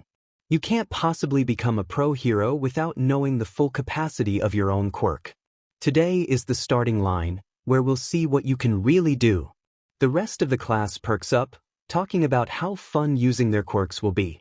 Izuku winces as he hears Hanta and Mina excitedly talking. And though Aizawa's threat of expulsion is harsh for a class of first years on their first day of school, Izuku gets it. He understands it in a way he wishes he never could. The reason that Aizawa-sensei was so hard on them even from the start. Because this hero work, this life, it may look glamorous and exciting, but to be a true hero, to be someone who saves people, who puts their life on the line for others. It's harsh and real and terrifying and beautiful. It will change who you are and how you view the world. It will take all the things you thought you knew about yourself and how society works, and it will upend it all. It will leave you questioning everything, questioning yourself. Being a hero isn't a game, it isn't all flashing lights and adoring fans. It's bleeding out in the rain. It's holding on to hope because it's all you have left. It's trying to save everyone but yourself. It's dying over and over again, even though you are somehow, always, the only one left who's still breathing. So Izuku understands why Aizawa taught them the way he did, and he is more grateful for it than he can express. Because if it weren't for Aizawa-sensei's teachings, Izuku doesn't think he'd be here today. No, he knows he wouldn't be here today. And that means something. The world is full of unfairness, Aizawa-sensei tells them, and Izuku didn't understand the full extent of what he meant before, but he does now. It's a hero's job to try to combat that unfairness. If you want to be a pro, you're gonna have to push yourself to the brink. For the next 3 years, Yui will throw one terrible hardship after another at you. So go beyond, plus ultra style. Show me it's no mistake that you are here. So, when Aizawa-sensei catches Izuku's eye, while his classmates panic around him, Izuku stares right back, fire in his veins and determination in his heart. Izuku holds Aizawa's gaze and nods. Black Whip isn't as versatile as One for All, but Izuku has always been creative, and he knows how to use it. He has years of training and experience that the rest of his class doesn't have, and it shows in all his scores in comparison to his classmates. Part of Izuku feels like he's cheating, that maybe he should hold himself back or not give these tests his all. But that feels more dishonest somehow. For Izuku to not give his best, while his classmates are giving their all in these tests. So Izuku, in a huge contrast to the first timeline, ends up in first place instead of last. Last goes to one Mineta Minoru, who stares up at the scoreboard with tears in his eyes and a twisted expression on his face. You can't do this, he turns to Aizawa, and Izuku cringes. Well, if Aizawa-sensei was going to be lenient with Mineta the same way he had been with Izuku the first go-around, he sure isn't now. You can't kick me out? Mineta yells, tears and snot running down his face as he stares up at Aizawa-sensei. This isn't fair. The world isn't fair, Izuku thinks to himself, and it's better to learn that lesson right here, rather than out there, where those very same lessons are taught in blood. Heroes have to be willing to sacrifice everything for the sake of innocence, to be brave in the face of death, to protect others above all else. Izuku never got to know Mineta very well in the previous timeline, since the other boy had been in 1B and Izuku in 1A. But he remembers the last time anyone had seen him, crying much like this, screaming and frantically trying to stop the Nomu with his quirk. He had panicked, and panicked people make mistakes. But Mineta's mistake had cost people their lives. Izuku glances over to Hagakure and Ojiro, thinking of the Yui raids, when they had been pinned back and trapped, and Mineta had sold them out so he could escape. He remembers hearing about it after, when it was too late to do anything but mourn. Izuku watches as Aizawa-sensei dismisses Mineta, and he can't find it in himself to feel anything but relieved. Some people don't seem to understand that in order to be a good hero, first you need to be a good person. After class, once they have all changed and everyone has picked up their syllabus, Izuku finds the courage to approach Tenya. You did well today. In the quirk assessment, Izuku follows Tenya out of the classroom and into the hall. Tenya gives him a surprised but pleased look. I could say the same to you, he says, turning to Izuku. Ida Tenya. He introduces himself, extending his hand to Izuku. From Semi-Private Academy, it's a pleasure to meet you. Izuku takes Tenya's hand, smiling up at him. Midoriya Izuku, he says. Good to meet you, Ida-san. They walk for a moment in companionable silence, headed toward the stairs. Izuku grips the straps of his backpack tightly, taking in slow, careful breaths. He needs to play this right, gain his friends back naturally. It won't be hard to earn Tenya and Ochako's friendship. Izuku did it once, he can do it again. It's Shoto and Hitoshi that are going to take more time and planning. Izuku just needs to be patient, he reminds himself. He's been patient for a year now. He can handle a few more days. He'd been going to Aldra every day and pretending to still be quirkless, forcing himself to ignore the angry sneers and mocking jeers of his classmates, putting on a smile for his mom at home like nothing is wrong, focusing all of his energy into training and planning, so he could ignore the fact that his friends were out there somewhere, and Izuku had to wait to meet them. Plan. Focus. Be better. Think faster. Work harder. Save them, save them, save them. Izuku clears his throat, walking faster to match his pace with Tenya's. What do you think of Yui so far, Ida-kun? Tenya immediately begins ranting about how prestigious Yui is, how honored he is to be at the #1 hero school. But then he pauses, fingers holding his chin in thought. But I can't say I agree with Aizawa-sensei's choice to expel a student on the very first day of school. It is quite an abnormal approach to teaching. But I suppose he must know what he's doing. Shaping the hearts and minds of the next generation of heroes must be demanding work. Izuku can't help but smile up at Tenya. He has some of the strongest beliefs and morals that Izuku knows. Tenya's always been a pillar for Izuku in that regard, especially when Izuku has needed support the most. Hey, wait up, you guys. A voice calls out behind them, and Izuku already knows it's Ochako, even before he sees her coming. Are you two going to the station? Infinity Girl, Tenya says under his breath, and then extends his hand to Ochako. Ida Tenya from Semi-Private Academy. And to answer your question, yes, we are headed to the train station. You may join us if you'd like. Ochako looks pleased as she carefully shakes Tenya's hand, her pinky held up in order to not send Tenya floating. Thanks, she says. I'm Uraraka Ochako, by the way. It is a pleasure to officially meet you, Tenya says, because at this age he shows his awkwardness by being as polite as humanly possible. Hello, Uraraka-chan, Izuku greets, remembering not to use her given name this time. Hi, Izuku-kun, she says back, foregoing his surname entirely. Good job in the assessment test today. You have really good control of your quirk. Thanks, Izuku says as the three of them begin walking together. It took a lot of practice to control properly. Well then your tenacity has paid off. Tenya says, gesturing sharply.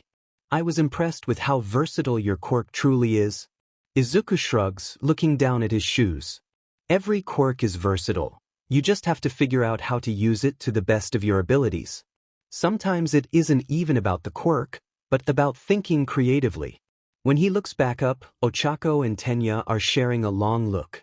And then Ochako pumps her fist in the air, declaring, You're really cool, Izuku. Tenya hums. I'd have to agree. You are clearly leaps and bounds ahead of me as a hero student. I must strive to catch up with you. Izuku laughs, he's not even sure why.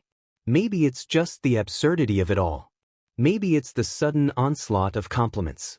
Maybe it's the mere proximity to his friends. God, Izuku has missed them so much. With your quirk? Izuku starts, giving Tenya a sly smile. You'll be surpassing me in no time. Tenya splutters, and Ochako joins in when Izuku bursts into delighted laughter. It's when Izuku is walking home from the train station, only a couple blocks away from the apartment, that his phone rings. There aren't many people it could be. He hasn't had the chance to trade numbers with any of his current classmates. And Izuku, as the resident quirkless kid, has a whopping 3 cell numbers saved to his contacts. Hi, Mama, he says, pressing the phone to his ear. Are you alright? I thought your shift didn't end until 4 o'clock. Hello, sweetheart, his mom says back, voice hushed and hesitant over the receiver. I took off a little early. I'm on the train now. Izuku feels his brows scrunch in a confused sort of concern. Are you okay? He asks her, noting the worried pitch in her tone. He cuts through a back alley, headed back from where he'd just come, picking up the pace as he jogs toward the train station. Oh, I'm fine, his mom hurriedly replies, a little frantic. I was going to wait to talk to you until I got home, but I just couldn't wait. How was your first day of school, honey? Izuku pauses on the sidewalk. A car rushes past him, ruffling his hair and making his blazer ripple to the side. Some children let out shrieking peals of laughter from down the street. Izuku's grip on his phone relaxes slightly as he listens to the dull hum of the receiver and his mom's anxious breathing on the other side. Izuku takes in a stabling breath and reins himself in, pulling his scattered thoughts taut, trying to calm the restless feeling fluttering around in his chest. Izuku isn't sure there is a way to turn his fight or flight response off. It seems to be at a constant buzz at the back of his brain, sat dormant one moment, and then sent into a wild frenzy the next. He knows that's a byproduct of his past. Humans can't be hunted down and made to be prey without diverting back into base instincts. Treat someone like an animal for long enough, and that is exactly what they will become. Izuku just wishes he was a little more like a cunning wolf and a little less like a spooked rabbit. Izuku sucks in a big breath to recenter himself, pulling himself back to the conversation and his worried mother on the other end of the line. It was good, he tells her as he twists on his heel, headed for home. Her frazzled anxiousness makes sense now, Izuku realizes. She's probably been worried about him all day, wondering how he's been doing. If the other kids are picking on him, if the teachers are treating him fairly. If he's been deemed a person instead of an object, if he is yet again looked at as a disease meant to be eradicated. Izuku knows the everyday trauma of growing up quirkless is only rivaled by the constant fear of raising a quirkless child. A death sentence for one, a loss for the other. It was great, Izuku tells her, thinking of what she'd want to hear. Of what would put her most at ease. Of what he'd told her the first time around. Actually, it was amazing. Tell me about it, is her immediate reply, so Izuku does. He leaves certain things out as he always does. Like the fact that he scored the highest in the quirk assessment test, or that he's leaps and bounds ahead of his classmates. She doesn't know that he broke the UE record for most scored points in the entrance exam. And she hardly knows much about his newly discovered quirk at all. Izuku hates lying to his mom, but nowadays it seems like he's doing it near constantly. He doesn't outwardly lie. Just leaves certain things out, lies of omission gradually filling up the space in Izuku's lungs with all the words he cannot say. But sometimes secrets are gentler than truths. A blanket made up of warm lies and soft whispers, wrapped around a person to guard them from the harsh realities and cold realizations out in the real world. Izuku knows that a blanket is no substitute for a shield. Pretty lies and soothing words will hold up in a battle just as thin fabric would against a sword, leaving nothing but ripped tatters and torn pieces behind. But it is near impossible to rest with nothing but a hard, unyielding shield as your only source of warmth and comfort. Cold and sharp, a constant reminder of what battles lay ahead. Izuku will keep his mom wrapped up in that blanket for as long as he can, because he wants her happy and warm and safe. And when the moment comes that her blanket of lies is stripped away from her, well, then Izuku will gladly be her shield. But for now, because Izuku has missed the gentle piece of it, he joins his mother wrapped up in that blanket made for two. Sometimes it's nice to come out from the bitter cold and to let those warm lies wash over him. Even if he knows, in the end, he will have to drop that blanket and pick up his shield and wade back out into the storm. So Izuku tells his mom about his day, secrets lining up the walls of his chest, letting himself pretend for just a little while that he is nothing but a 15-year-old kid talking about his first day of high school. But even still, he can feel the cold pressing in. It's as Izuku is lying in bed, trying to shut off his brain enough to finally fall asleep, that it dawns on him. Izuku springs up, his mattress giving a shuddering squeak under him at the violent movement. He stares at the beaming face of All Might, hung up on the walls across from him. All Might, Izuku whispers to himself, the realization buzzing along his skin. I'm going to meet All Might today. Nervous excitement blooms in Izuku's chest and floods his limbs. That jittery, breathtaking feeling that lights you up from the inside out. That beautiful, inescapable, terrifying feeling. Like the first time he'd ever used One for All, or when he'd finally unlocked Nana's power. That rush of excitement that can only come from doing something you never thought yourself capable of, or perhaps, that you never dreamed would happen in the first place. Suddenly, Izuku can't sit still. He's up and out of bed, shucking off his pajamas and throwing on his joggers. He feels ecstatic and overflowing with energy. He knows that he won't be getting any sleep tonight. But that's fine. Izuku is used to going days without sleep, and he'll have the high of meeting Toshinori again to help push him through. I'm going to meet All Might today, Izuku whispers to himself again, lifting up his window and sneaking down the fire escape. I'm going to meet Toshinori. One for All lights up so brightly inside of him that it's like Izuku's body can't hold it inside any longer.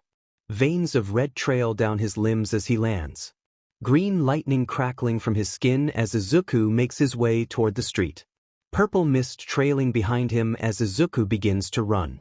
Magenta sparks popping from his heels, blue embers getting caught in his hair, orange tendrils swaying from his fingertips. White static filling up his brain and leaking from his eyes, and encompassing it all, a glow of bright yellow. Izuku is washed in it, a kaleidoscope of colors and feelings pouring out of him as he sprints down the street. The vestiges' powers pull together to make something beautiful. A rainbow of color so bright it paints the night around him and leaves Izuku blazing with it. We're here. We're here. We're here. Izuku knows that's what the past holders are telling him, even if he can't hear them anymore. He knows, even with their connection blocked, with their voices and advice and support locked away, Izuku knows. He knows that past users are with him, that he isn't ever truly alone. Even if he can't reach them, he knows they are watching. He knows because though he may not be able to connect to them anymore, their light and power and quirks still light up his skin and fill his bones. We're here. We're here. We're here. Izuku closes his eyes as he runs, elated tears getting swept back by the wind. I know. I know. I know you are. He tries to convey, wondering if they can hear him any more than he can hear them. Izuku runs until his legs are quivering beneath him and his heart is hammering against his lungs. And then he collapses at the shoreline of Dagoba Beach, sand beneath his knees and waves rushing toward him. Izuku lets his head fall back and blinks up at the starlit sky. I know, he says, out of breath but still ecstatic. I know, he says again. You are all here, he whispers. And we are going to finally meet Toshinori today. Izuku sits on the beach and waits for the sun to rise. He somehow makes it to Yui on time. His hair is still wet from his rushed shower, and his tie looks even worse this morning. But well, Izuku never learned how to properly tie. Anyway, he's not as early as he'd been yesterday, but there's still some time before class. So Izuku decides to grab some breakfast before first period starts. He's munching on some rice, headed toward class, when he catches a glimpse of dual-toned hair out of the corner of his eye. Izuku can't help himself when he chases after it. "Good morning," Izuku says, jogging up to catch Shoto. "I saw you yesterday, but didn't get a chance to say hi." Shoto doesn't say anything, but Izuku knows he's listening. Probably watching Izuku from the peripheral of his left eye. Izuku made sure not to walk in his blind spot on purpose. He knows that makes Shoto nervous. "My name's Midoriya Izuku," Izuku says, not deterred by Shoto's silence in the least. "You're Todoroki Shoto, right?" Shoto's shoulders go tense, his fingers wrapped tightly around the strap of his school bag. "Yes," he answers lowly, not looking at Izuku. Before, Izuku had thought Shoto was someone like Kaken. Someone who thought himself so above his peers that he wouldn't even take the time to talk to them. But Izuku couldn't have been more wrong. Shoto isn't arrogant, he's reserved and withdrawn. As new to having kind classmates and learning how to have friends as Izuku had been. But where Izuku had stuttered and stumbled his way through the unknowns of friendship, Shoto had closed himself off and shied away from it. This time though, Izuku knows a little more about how to make friends, and he knows a lot more about Todoroki Shoto. So he knows when not to push, even if he'd like to. "Well, it's nice to meet you, Shoto-kun," Izuku says, letting himself lag back. "I'll see you in class." Shoto seems caught off guard for a moment, his steps faltering before he continues on. Izuku thinks that's it until, "I'll see you in class, Midoriya-sen." Izuku beams at the other boys retreating back, counting the interaction as a win. Izuku doesn't think he would have survived the day if he didn't already have hours and days and weeks of stakeouts, and strategizing, and biding his time under his belt. But as it stands, he's still practically vibrating in his seat when hero training begins that afternoon. Except, instead of All Might bursting in through the door, Aizawa-sensei calmly strides in. Looking haggard and exhausted and entirely done with this school year already, even though it is only the second day. "Today is your first official day of Heroics Basics 101, he begins from his place at the podium. He pulls out a remote and clicks, the 20 lockers to the left opening up automatically. "These are the costumes support designed with your quirks and requests in mind. Put them on and meet me at the bus depot. You have 10 minutes, if you're late, we're leaving without you." With that, Aizawa-sensei begins for the door, and the rest of the class scatters immediately, grabbing for their briefcases and excitedly talking over one another. Izuku snags his briefcase with a quick tendril of Black Whip and jogs after his teacher, his heart hammering in his chest. "Aizawa-sensei," he calls, catching his attention as Izuku falls into step with Aizawa's long strides. "Will All Might be joining us today?" He can't help but ask, trying to smother any hint of desperation from his tone.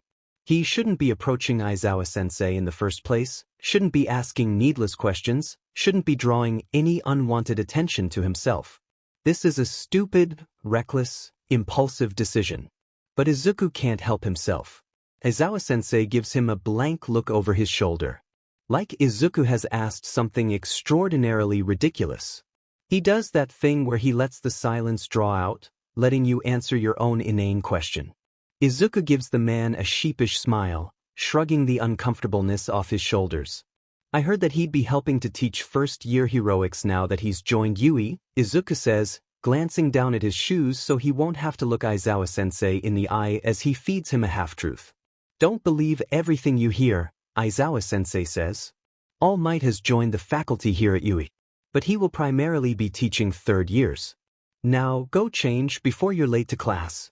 Izuku knows a dismissal when he hears one. He bows his head. "Hi." He acknowledges and then he turns for the nearest bathroom. He doesn't have the time or the emotional stability to go join the rest of his classmates in the locker room right now. The disappointment in his gut mixes with the embarrassment already curdling there. He feels incredibly foolish for letting his own excitement mitigate his analytical thought. Of course, Toshinori's first priority would be Class 3A. That is where Mirio is, and Toshinori will be putting all of his time and energy into helping train his new successor. It's such an obvious conclusion. Izuku's an idiot for not seeing that.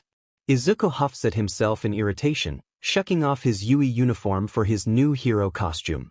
He's gone through plenty of varying designs over the years. Everything from the costume his mom first made him, to a state-of-the-art suit, to a collage of mismatched items pilfered from whatever he could get his hands on. His new costume, however, was made with a different fighting style in mind. Restricted down to one quirk, Izuku has had to vastly change the way he moves and fights. And with past injuries no longer inhibiting him, Izuku won't have to rely so heavily on shoot style. He's back to square one, for better or worse. For now, he has decided on an inverted design of his past costume. Mainly black with hints of viridian green, made for stealth instead of something that will be distinguishable. For right now he wants to be overlooked, not noticed. An underground hero instead of spotlight. Someone who works in the dark, going after the nastiest people imaginable, someone who gets the job done, and does so alone. His mask fully covers his face, with eye lenses that allow Izuku to see in the dark and will hopefully block out the glow of his eyes when he activates his quirk. He no longer requires braces for his arms, but he had them installed anyway. Better to get support now and not need it later. He decided to also include a short cloak, reminiscent of when he'd inherited Gran Torino's cape. He has steel-toed boots that cut off just below the knee, and extra padding along the joints, because Izuku knows the wear and tear of hero work. He gets all of his gear on in under 4 minutes, and it only takes him that long because Izuku is busy admiring his new equipment and checking the pouches of his utility belt for his requested supplies. He waits around in the bathroom for another minute or two, fiddling with his gloves and stretching out his joints. Trying to waste enough time so he won't be the first one changed and outside. Once is just a fluke, twice is a coincidence, but 3 is a pattern. And Izuku knows that Aizawa-sensei is a master for spotting patterns and solving puzzles. No need to give him anything more than what Izuku has already let slip. When he thinks he's wasted enough time, Izuku stuffs his briefcase with his clothes into the overhead vent and makes his way outside to the bus station. When he gets there, Shoto, Ojiro, Fumikage, and Kaken are already lined up at the bus. A few others also making their way over. Izuku can't help but give his classmates a cursory sweep. He sees all the flaws and weaknesses in their costume designs, as well as the hints and makings of their future hero uniforms. He has to bite his tongue as he accounts. For all the impractical details, has to remind himself that these are just prototypes for later designs. It takes time and experience to really learn what is and isn't going to work for your quirk and fight style. And right now, Izuku's classmates have neither. Eventually, Shoto will no longer hide his fire side, and Ochako will learn that heeled boots are impractical. Hagakure will be informed of Yui's ability to make an outfit out of her DNA, and Momo will eventually design her own outfit instead of letting her family submit one for her.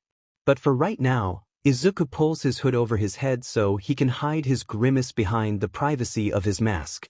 Once everyone has arrived, Aizawa-sensei shoos them onto the bus without any indication of where they are going. Without Tenya as their guiding class president, and Momo lacking her innate sense of confidence, the bus is utter chaos, but Izuku expected little else. It's hard not to be excited about their first day of hero training. Izuku follows Ochako onto the bus, sitting between her and Azui as the rest of the class scrambles for their seats. "I like your hero costume," Ochako tells him as the bus begins to move. "It's darker than what I expected from you, though." Izuku pulls up his mask, running a hand through his mussed hair. "Well, actually, I might end up having 2 costumes, I think," he tells her, twiddling his thumbs together as he shares his thought process. "When I was little, I wanted to be a spotlight hero, like All Might. Someone who saves everyone, who brings people hope. But well, underground heroics have their place for a reason. They're able to reach the people that spotlight heroes sometimes can't, the people who would otherwise be left behind." Izuku stares down at his hand in his lap.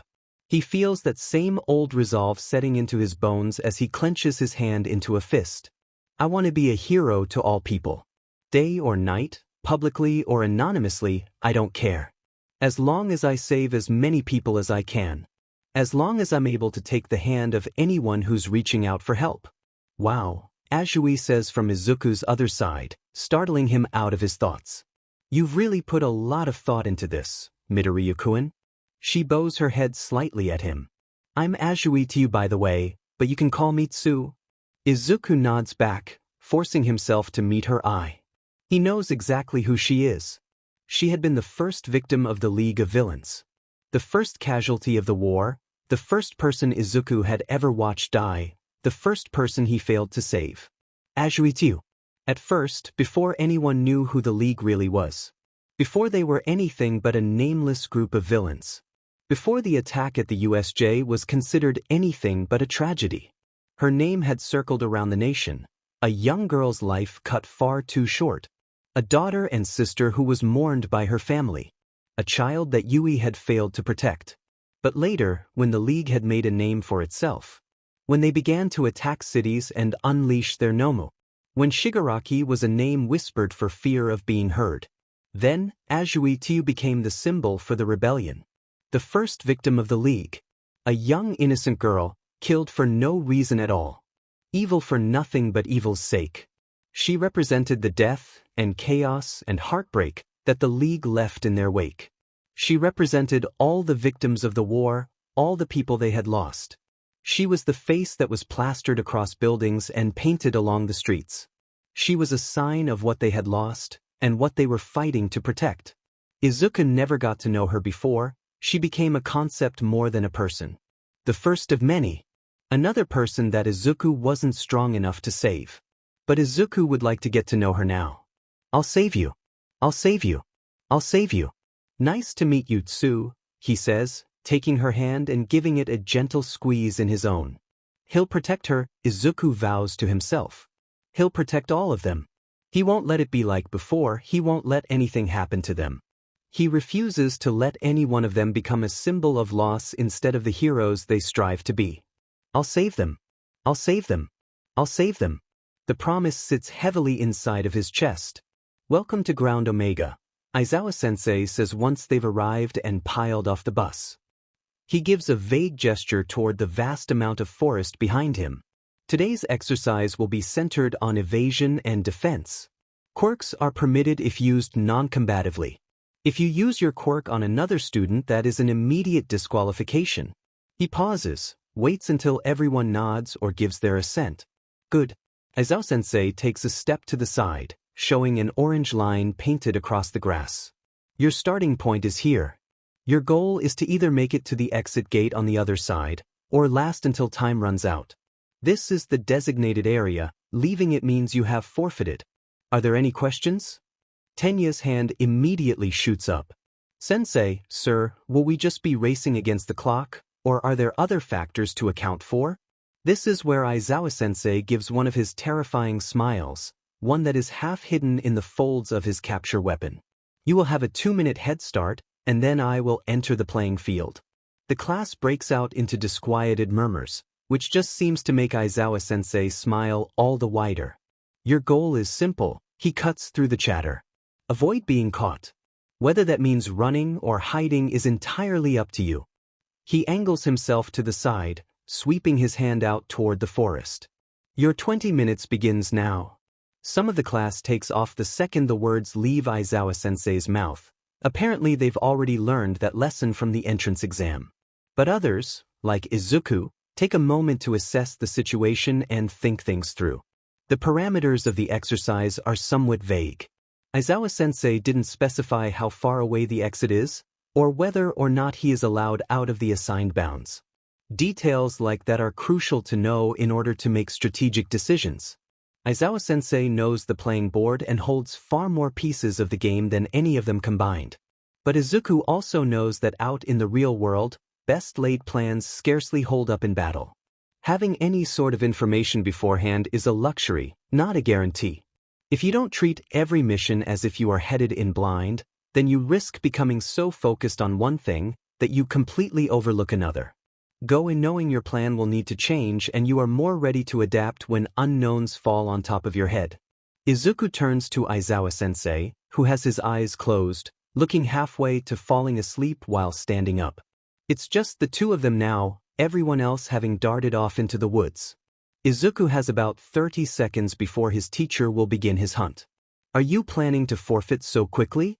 Aizawa-sensei breaks the silence, not bothering to open his eyes. Izuku smirks even though Aizawa-sensei cannot see it, or perhaps, because he can't.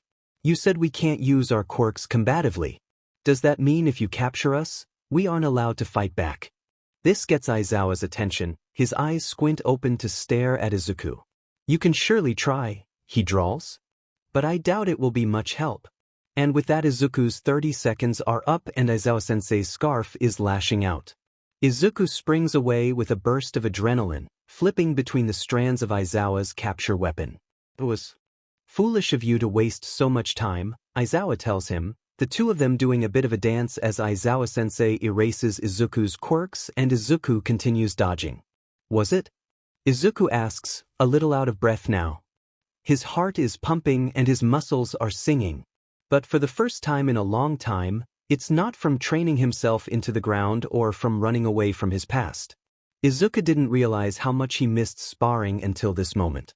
Maybe I'm just helping my classmates get a head start, Izuku says, dropping to his hands so the strands of Aizawa-sensei's scarf launch over him.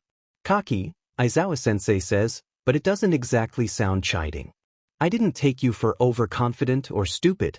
Surely you realize you can't win against me one-on-one. Izuku smiles, flipping through the air and narrowly evading another swipe of the scarf. Sure, he agrees. But you aren't gonna go all out on some first years on their second day of school. And I don't exactly plan on sticking around. Before Aizawa-sensei can reply, Izuku reaches into his utility belt and throws down a glass bottle. It shatters against the ground, releasing a plume of smoke and cutting Izuku off from Aizawa's sight. Izuku had filled up that bottle with some of his own smoke before this battle. He doesn't normally need to store smokescreen. But well, he'd thought ahead, and he knows how to counter Aizawa-sensei's quirk. With his own quirks returned, Izuku sends out 2 tendrils of black whip and hooks the ends around some neighboring trees. He pulls back and then launches himself forward, slingshotting through the air and flying high above the treeline. Izuku knows when Aizawa-sensei has spotted him, because his quirk vanishes again. But it's already too late. Izuku has enough momentum to keep sailing forward, far out of Aizawa-sensei's reach. Izuku cackles as he crashes into the foliage of the trees, sprinting for all he's worth, just because he can. Izuku thinks about heading straight for the exit. He knows he could make it no problem.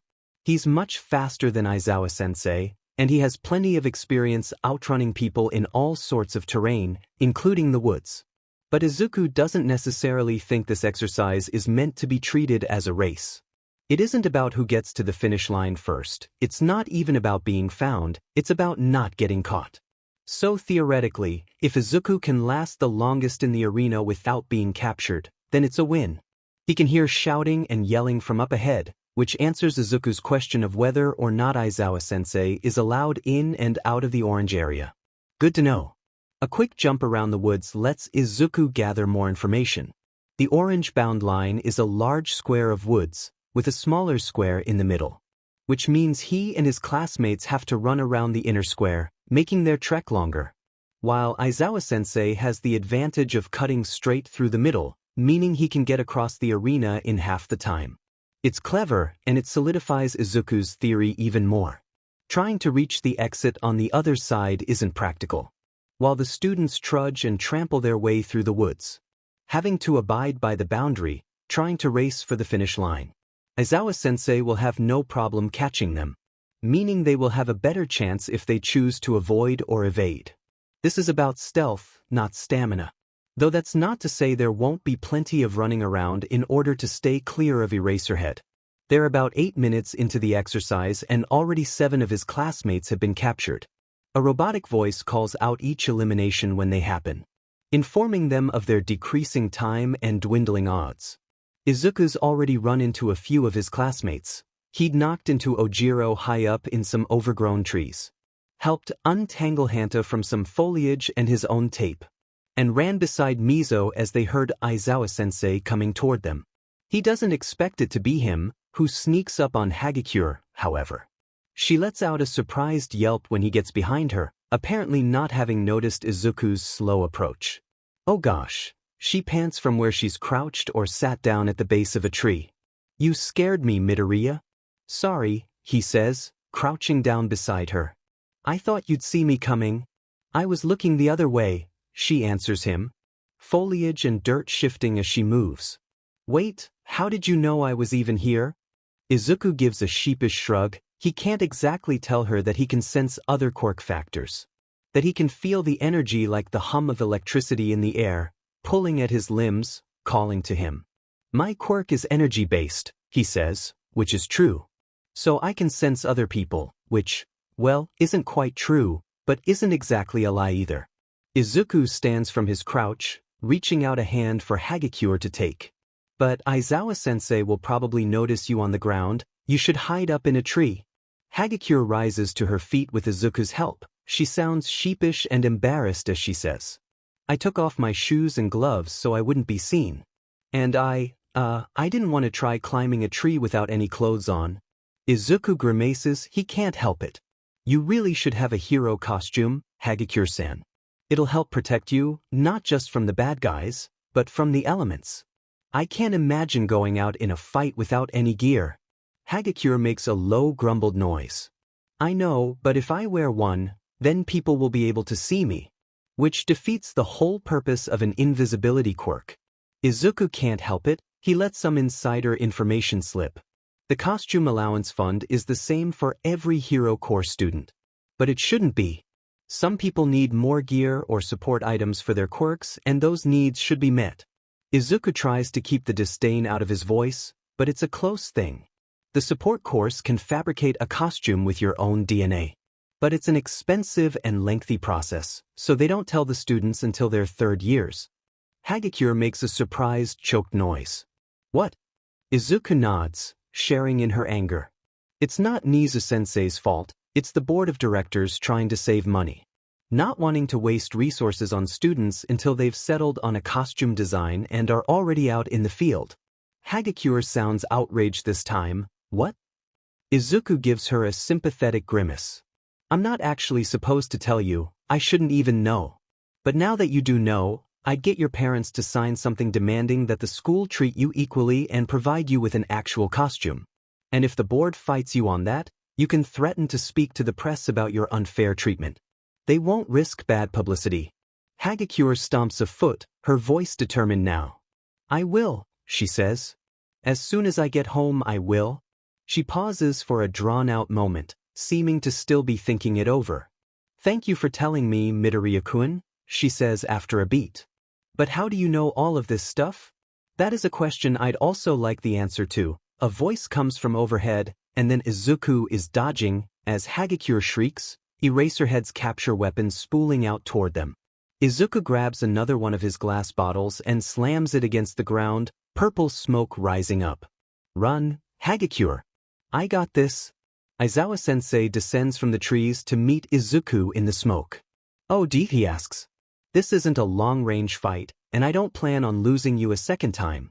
Izuku ducks under one of Aizawa-sensei's legs and sweeps upward with a punch. Aizawa counters, blocking Izuku's fist with his forearm.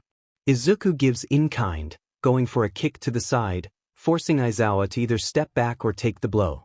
You've clearly had combat training, Aizawa-sensei says as he lashes out with his scarf. Where? Izuku rolls to get away and pounces back up, coming at Aizawa-sensei from the side to try and avoid the capture weapon. I've wanted to get into Yui ever since I can remember, Izuku says, panting a little. This is the most fun he's had in a while. I've worked hard to get where I am. Aizawa's fist grazes against Izuku's shoulder when he's a tad too slow to dodge, trying to escape Aizawa-sensei's scarf and limbs. Aizawa-sensei uses Izuku's slight stumble to bind his capture weapon around Izuku's ankles. And then Izuku is dangling from Aizawa-sensei's scarf, upside down and staring into glowing red eyes. You're avoiding the question, his teacher says. Izuku smiles even as all the blood rushes to his head. I've had a few teachers, Aizawa-sensei, he admits. But no one you'd know. It's a lie, a blatant one. And if the glare Aizawa-sensei gives him is anything to go by, then he knows it too. Aizawa holds Izuku's gaze for a moment before letting out a sigh, closing his eyes as he lowers Izuku back down to his feet. You're out, problem child, he says, go wait with the others. Aizawa-sensei is gone in the next instant, and Izuku is left standing there, blinking numbly at the ground as the familiar nickname echoes in his head. Izuku pulls up his mask and turns for the exit gate, not wanting the cameras to catch the trembling of his smile or the wistful look those words brought to his face. Kaken tails him after school. Which, frankly, Izuku should have expected. Katsuki waits until they're nearly at the train station to finally make his move. Each sneaks up on Izuku and then shoves him down the hallway leading to the bathrooms, where they're less likely to be seen. How'd you do it, huh? Kaken hisses, fist bunched up in Izuku's knotted tie. All these years, he presses Izuku harder into the wall, their noses nearly touching as Kaken glowers down at Izuku. Tell me how you did it, he finally hisses. Izuku knows exactly what Kaken is asking, but he isn't going to give it to him that easily. Do what? He whispers back. Kaken shoves at him before abruptly letting go, taking a step back as his hands crackle and pop at his sides. What was the point, huh? He asks, staring down at his shoes. To make a fool of me? Tricking me all these years, pretending to be weak and useless? Kaken suddenly looks up, his full glower aimed directly at Izuku. If you thought that keeping your quirk secret all these years would let you beat me, then you're wrong. I'll still beat you, even with your new quirk. With that, Kaken turns, heading for the exit. Izuku doesn't let him get far. I wasn't pretending, he says, and Kaken stops. My quirk came in late, he tells him, staring down at the floor so he won't have to look at Kaken. I was quirkless, he grimaces, corrects himself. Or well, I thought I was quirkless. So when I finally did discover my quirk, it came as a shock.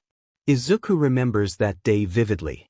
He remembers breaking into Jaka Hospital, cornering All for One's doctor, only to find out it was Dr. Garaki Kyudai, Izuku's childhood pediatrician, and the man who had diagnosed Izuku quirkless. He remembers, days later, when they finally had a moment to spare, when he finally had a chance to catch his breath, when he finally got over the shock of it. He'd went to Recovery Girl, asking her to do an X-ray on his foot without explaining why. He remembers it like it was yesterday, waiting for that X-ray. It had been a terrible juxtaposition of the first time. Izuku sitting in a doctor's office and staring down at a world-shattering X-ray. But this time he wasn't shown a double-jointed pinky toe, but a whole one.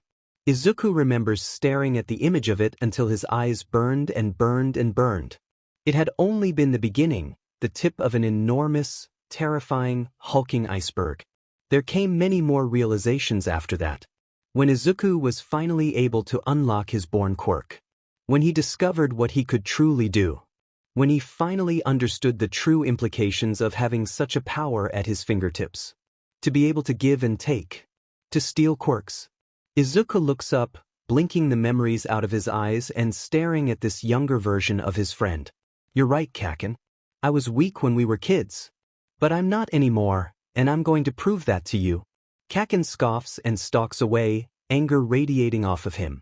And Katsuki, Izuku calls at Kaken's retreating back, the dim lights of the hallway flickering as the next train arrives. I may have been weak, but I was never useless, and I'm going to prove that to you too. Kaken leaves, not giving any indication that he heard Izuku's words at all, but Izuku knows he did. The next day the media is crowding the main gate, cornering students and faculty so they can get their scoop on All Might's new job as a teacher, just like they had in the original timeline. Izuku pauses his approach, scanning the mass of reporters for a head of straggly blue hair. Someone lurking at the side, hiding behind a hood or blending in with the throngs of people. One for all buzzes under his skin, danger sense a quiet hum at the back of Izuku's brain. Later. We'll get him later. Izuku lets out a breath and heads for the gate, forcing himself to let this go. He can't mess this up, he has a plan for a reason, he can't afford to act recklessly. The attack on the USJ is the perfect opportunity, A chance to take down not just Shigaraki, but Kurogiri too. Taking those two main players off the board won't only get them out of Izuku's way, but it will also cripple All for One's plan. Izuku knows this, he knows why he has to wait. But even with that in mind, Izuku can't help it when he scans the crowd out of the corners of his eyes. Looking for, but also dreading, the sight of that hauntingly familiar face. Later, when Aizawa-sensei tasks them with choosing a class president, Izuku somehow winds up with 5 votes. He sputters, and then Aizawa-sensei is calling him and Momo up to the front of the room. Midoriya is the class representative, and Yaoyorozu is your deputy, Aizawa drawls, and then he slumps back down to the floor. Use the rest of class as a free study period, he tells them and then adds, quietly, before closing his eyes. Izuku is still trying to wrap his head around the fact that 5 separate people chose him to be their class president. He felt like it was so clearly meant to be Tenya standing up here with Momo, not Izuku. Izuku turns to Momo, asks, How did this happen, in a stunned sort of bewilderment. Momo gives him an odd look. Don't act so surprised, Midoriya-san, she says. Not only did you break the Yui record in the entrance exam, but you also held the top spot during the Quirk apprehension test. You've shown great skill and excellent strategic ability these past few days. It's no surprise that people would recognize that and vote for you. Her words only leave him more confused and flustered. Izuku shakes his head and addresses the whole class instead. I'm flattered by the votes, he starts, trying to think of a valid reason to reject his nomination. He can't exactly explain that he's in the middle of preparing for a massive villain takedown and constantly on edge because of it. He can't explain that all of his concentration goes into planning and replanning because he's constantly battling the feeling that he's missed something. He can't explain that all of his focus has been solely absorbed, and what little energy he has time to spare goes to keeping up with his training and schoolwork. So instead Izuku says, I'm not even sure I want to be a spotlight hero, and wow, isn't that such an odd thing to say? I may end up going with underground heroics. And with that being the case, I think someone else should take this position. Izuku straightens his shoulders and tries not to focus on the fact that everyone's attention is so fixated on him. He feels like he's in a different place. A different time. Like he should be addressing his classmates by their hero names. Giving out orders and contingencies for worst-case scenarios. Strategizing and mapping out their next attack plan. Gearing up and readying themselves for a fight. Trading knowing looks and heartfelt goodbyes before they head back out, because they can never know who is and isn't coming back. Izuku blows out a breath to ground himself. If being the class rep doesn't align with my goals, then I'd feel selfish taking that opportunity from someone else. Izuku looks over at Tenya, can't help the smile that crosses his face. That's why I voted for Tenya, Ida-san. Izuku is quick to correct himself. I think he would make an excellent class rep. He's a no-nonsense kind of guy, and I think if anyone could keep the class in line, it would be him. Izuku has to look away from Tenya's gobsmacked expression. Oops. Maybe he shouldn't have said that? He's supposed to have only known Tenya for a few days. Perhaps Izuku's analysis of Tenya had been a little too insightful. Izuku tries to fix his slip. Or Yaoyorozu-san, Izuku blurts, turning to the girl in question, who's staring at Izuku with wide eyes. Think she would also make a wonderful leader. She's intelligent and adaptable. Izuku blinks to himself, having a sudden thought. Actually, the same could be said for Azui, he realizes. He never got to know her all that well in the first timeline. But even with only having spent a limited time with her, Izuku can tell she will make a great hero someday. Azui is cool-headed and thinks things through, which are great qualities to have. Not just as a president, but as a hero. Azui blinks at Izuku when he catches her eye. She croaks before she says, I told you to call me Tsu, Karo. Izuku nods in acknowledgement, but he's still thoroughly swept up in his own train of thought. Tokoyami is very patient and accommodating, so he'd make a great second. He continues, just remembering to not use given names before speaking. So would Shoji for that matter. He's empathetic and caring, he'd be a very helpful deputy. Izuku taps his chin as he mutters to himself. Even Kaken would make a good second. He's smart and capable and would push the rest of the class to be better. I'd whip these lousy extras into shape, Kaken says, slamming his fist against his desk.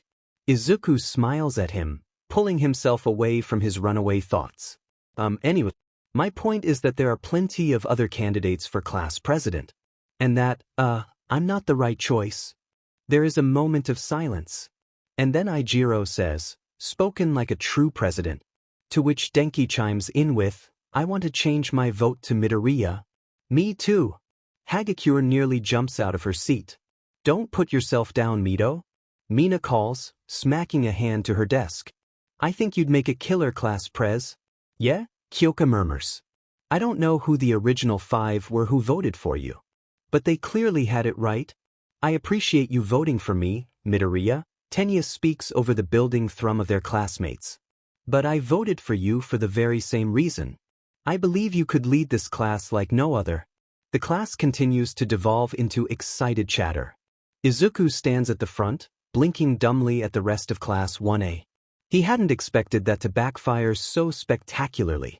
Oh man, this rice is so good, Ochako is in the middle of saying, mouth stuffed full. Lunch Rush really knows what he's doing. Izuku can't help but laugh. Ochako has always had an appetite to rival the rest of Class 1A. The only one who continuously had the rest of them beat was Momo. Izuku munches at his own food, picking at it more than anything else. His stomach is a churning, roiling mess inside of him. His appetite is non-existent, turned to dust, like the gate outside soon will be. Izuku stuffs some katsu chicken into his mouth to distract himself, but all he can taste is ash. He shakes his head to himself, choking down his bite and turning to Ochako. Do you want some of mine, Uraraka? He asks, offering out his plate. I'm not very hungry. Ochako pauses, giving Izuku a long look. But before she can say anything, Tenya chops his hand through the air. Midoriya-kun, while I can appreciate your willingness to give to our fellow classmate, you need to keep up your strength. You cannot possibly become the best hero you can be if you are skipping meals. Izuku snorts and stuffs another bite into his mouth. He's so distracted by his and Ochako's snickering that he hardly notices the taste of dust coating his tongue. I had a big breakfast, Izuku tells Tenya, which is a flat-out lie, but Tenya doesn't need to know that. Better to share my food than let it go to waste. And Uraraka looks like she could use it more than me. Ochako looks down at Izuku's plate. I mean if you're sure, she starts. But Tenya-kun is right. If you're hungry then you should eat. Izuku slides his plate of chicken over to her, and then takes a bite of his rice. I'm good, he says and then tries for a subject change. So, what inspired you both to become heroes? Tenya starts off tentatively, like he'd done the first time around, not wanting to be judged by his family's fame and fortune.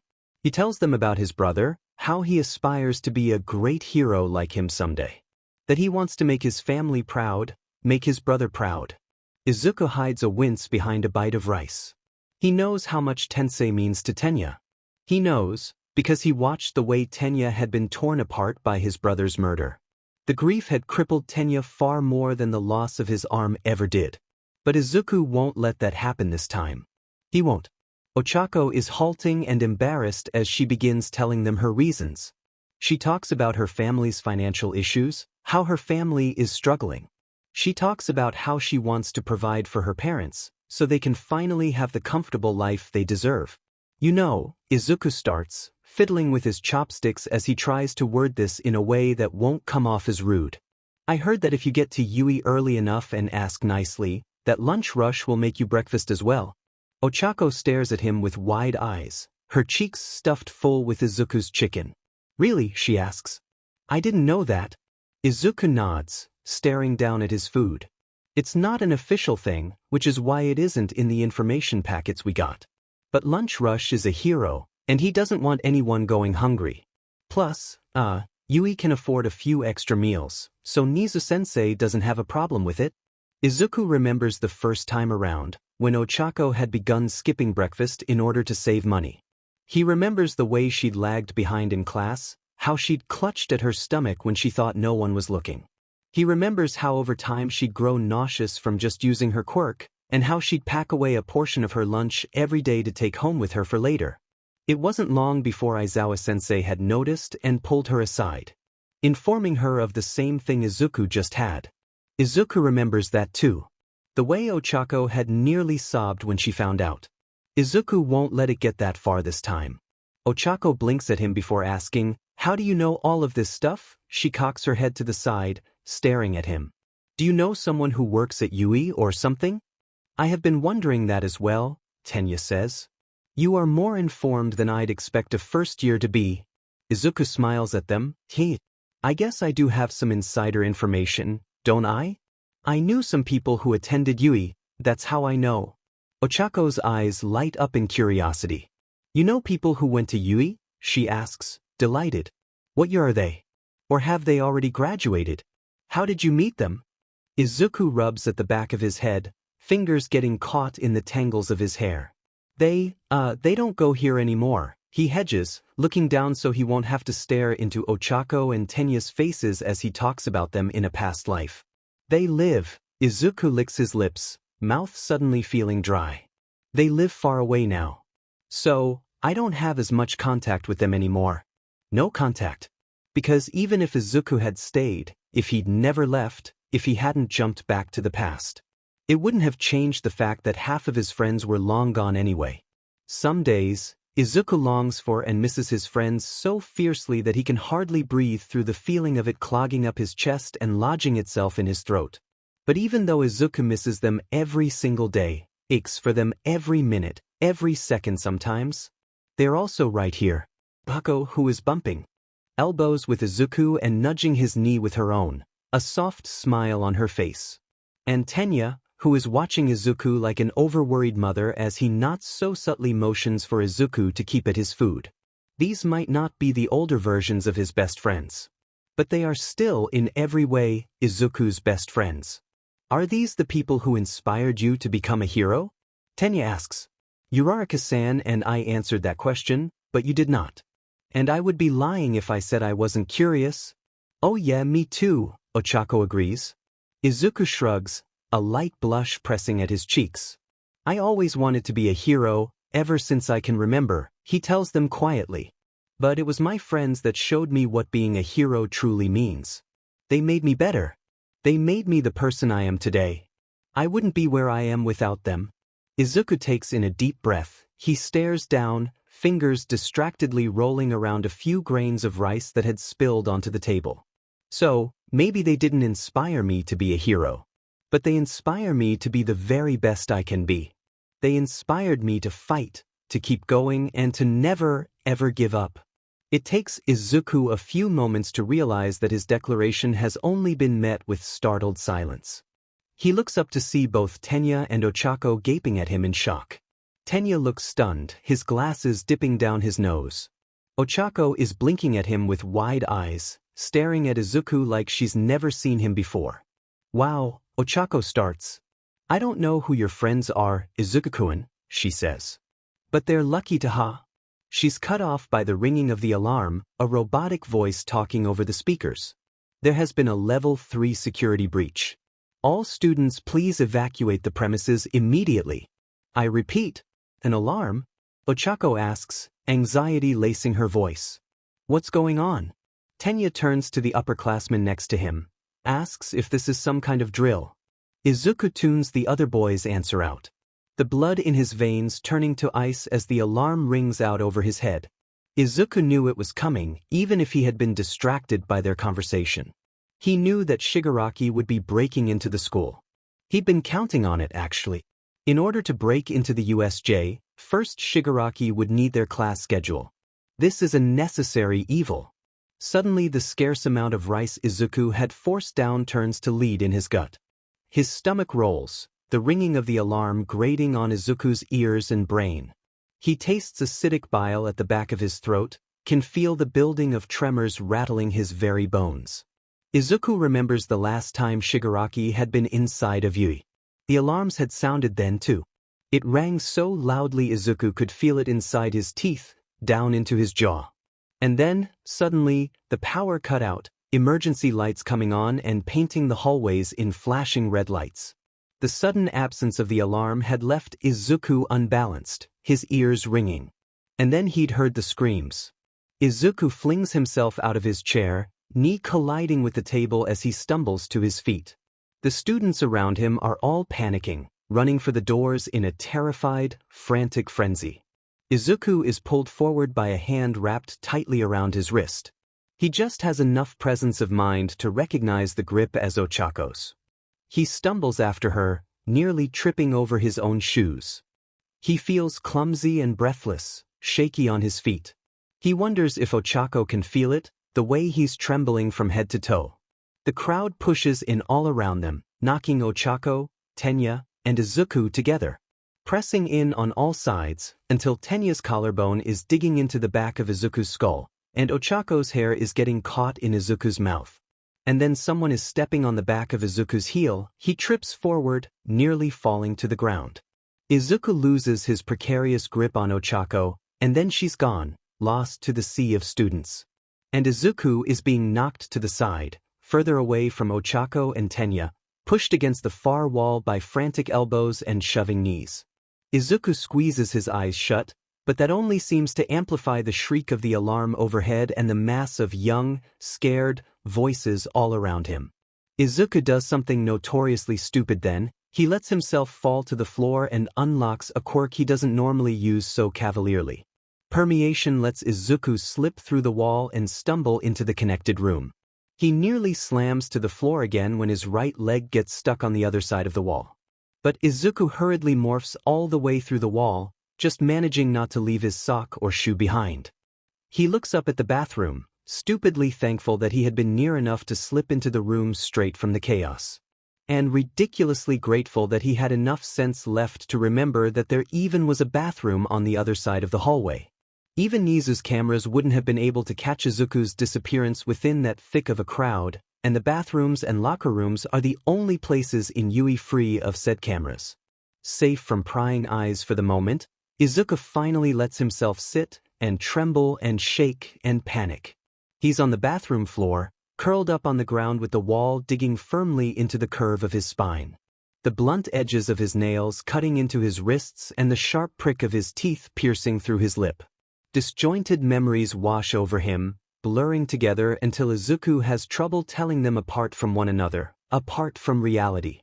He's running through the school, his head shrieking with the newly acquired quirk. It leaves Izuku's skin prickling and his hair standing on end, but he knows what it's telling him. Shigaraki is here. Izuku's frozen in place, struggling to breathe.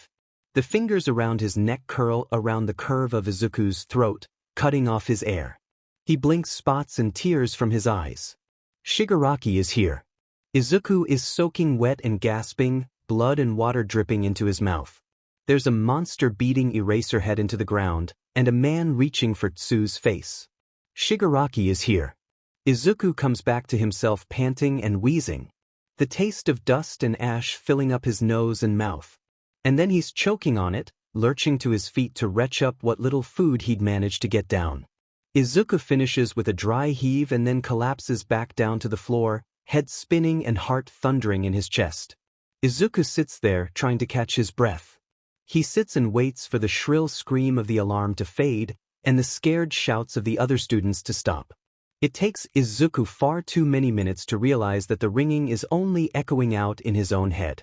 Ochako and Tenya approach Izuku before class. "Are you all right?" Ochako asks Izuku, sitting on his desk so she's looking down at him. "We lost you in the crowd," Ochako goes on. "And we couldn't find you afterwards. I was really worried." Izuku gives her a shaky smile that he hopes is reassuring. I couldn't find you guys either," he tells them. "So I decided I'd go back to 1A and meet you here." Ochako gives him a softly assessing look, but it's Tenya that says, "We had the same idea." He pauses for a moment, eyes scanning Izuku. "Are you all right, Midoriya-kun?" he asks. "You look rather pale." Izuku gives them a grimace of a smile, waving the question off. "I'm okay," Izuku says, but by the looks on their faces, he can tell his friends don't believe him. Izuku decides to redirect. "I'm just not feeling well," Izuku tells them with an apologetic shrug of his shoulders. "I didn't sleep much last night, and I was a bit nauseous at lunch, as both of you noticed." Izuku can see the way that Ochako reassesses him. sees the way she attributes the sickliness of his pallor and the way his hands shake on his proclaimed nausea. He can see the way she looks at his sweaty bangs and the redness around his eyes, and links it to being overwhelmed and sleep-deprived. Tenya is quicker to react though, his hand chopping through the air.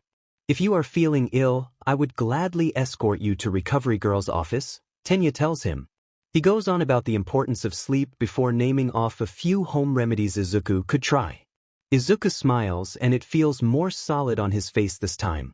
Thank you, he gently interrupts Tenya. Thank you both, he turns to Ochako. But I really am fine. I promise? Does it really count as telling a lie, if you're also lying to yourself? Izuku is on his hands and knees in a puddle of frigid water, gasping for breath and sputtering for air. There's blood dripping into his eyes, and his broken fingers throb with the pounding of his racing heartbeat.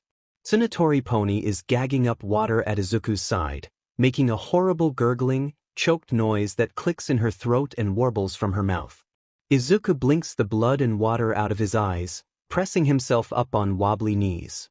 He aims a finger toward the men in front of them, trembling and snow-covered and still gasping for breath. Azui, he rasps. Move. Izuku's voice is a thready wisp of sound, but Azuitsu still hears him anyway. She jumps out of the way, and then Izuku is flicking out one of his fingers. The villains are sent hurtling backward, toward the mountain and away from the three students. Izuku's newly broken finger throbs, but it hardly registers amidst the gut-churning fear encompassing the rest of his body. Izuku is still wheezing for breath, his vision wavers as he climbs to his feet. We need to go, he tells Azui. We need to get out of here. Are you all right, honey? His mom's voice snaps Izuku away from his thoughts. He jerks upwards, nearly fumbling his chopsticks, his food dropping and bouncing onto his plate. Izuku asks, blinking himself back to the present. His mom is watching him from across the table with a bemused sort of concern, like she isn't sure if she should be truly worried or just amused. Oh, did you say something? Izuku starts, roughly pulling himself back out of his head. He's been drifting and distracted all day, since the moment the emergency alarms echoed throughout the school. Or well, maybe even before that, when Izuku saw the mass of reporters outside the gate and knew that Shigaraki Tamura was amongst them. Izuku shakes his head to himself, forcing himself to focus on the now.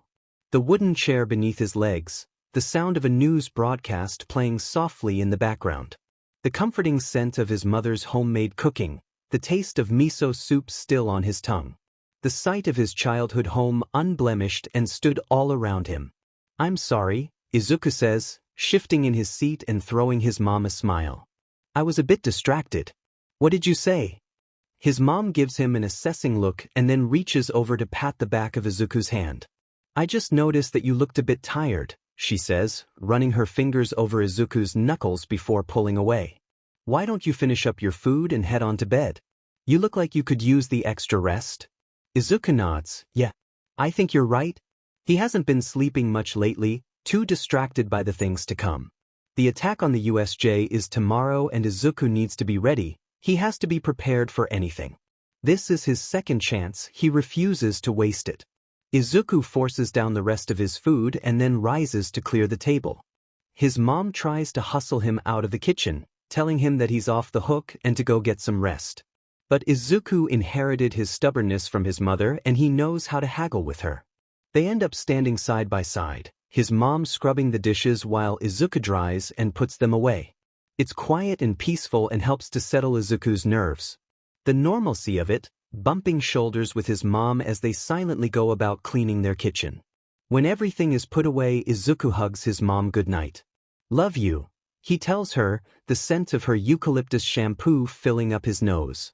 Love you too, sweetheart, she says, rubbing her palms over the ridges of Izuku's spine. She's gotten used to his clinginess, the way that Izuku tells her he loves her before he leaves every day and before he goes to bed every night. Izuku knows it had thrown her off at first. Izuku had always been close to his mother, how could he not, when she was the only one who never stopped loving him? But he's sure his abrupt change had confused her. Teenage boys aren't particularly the most openly affectionate with their mothers. And Izuku had gone from acting like every other 14-year-old boy, This, seemingly overnight.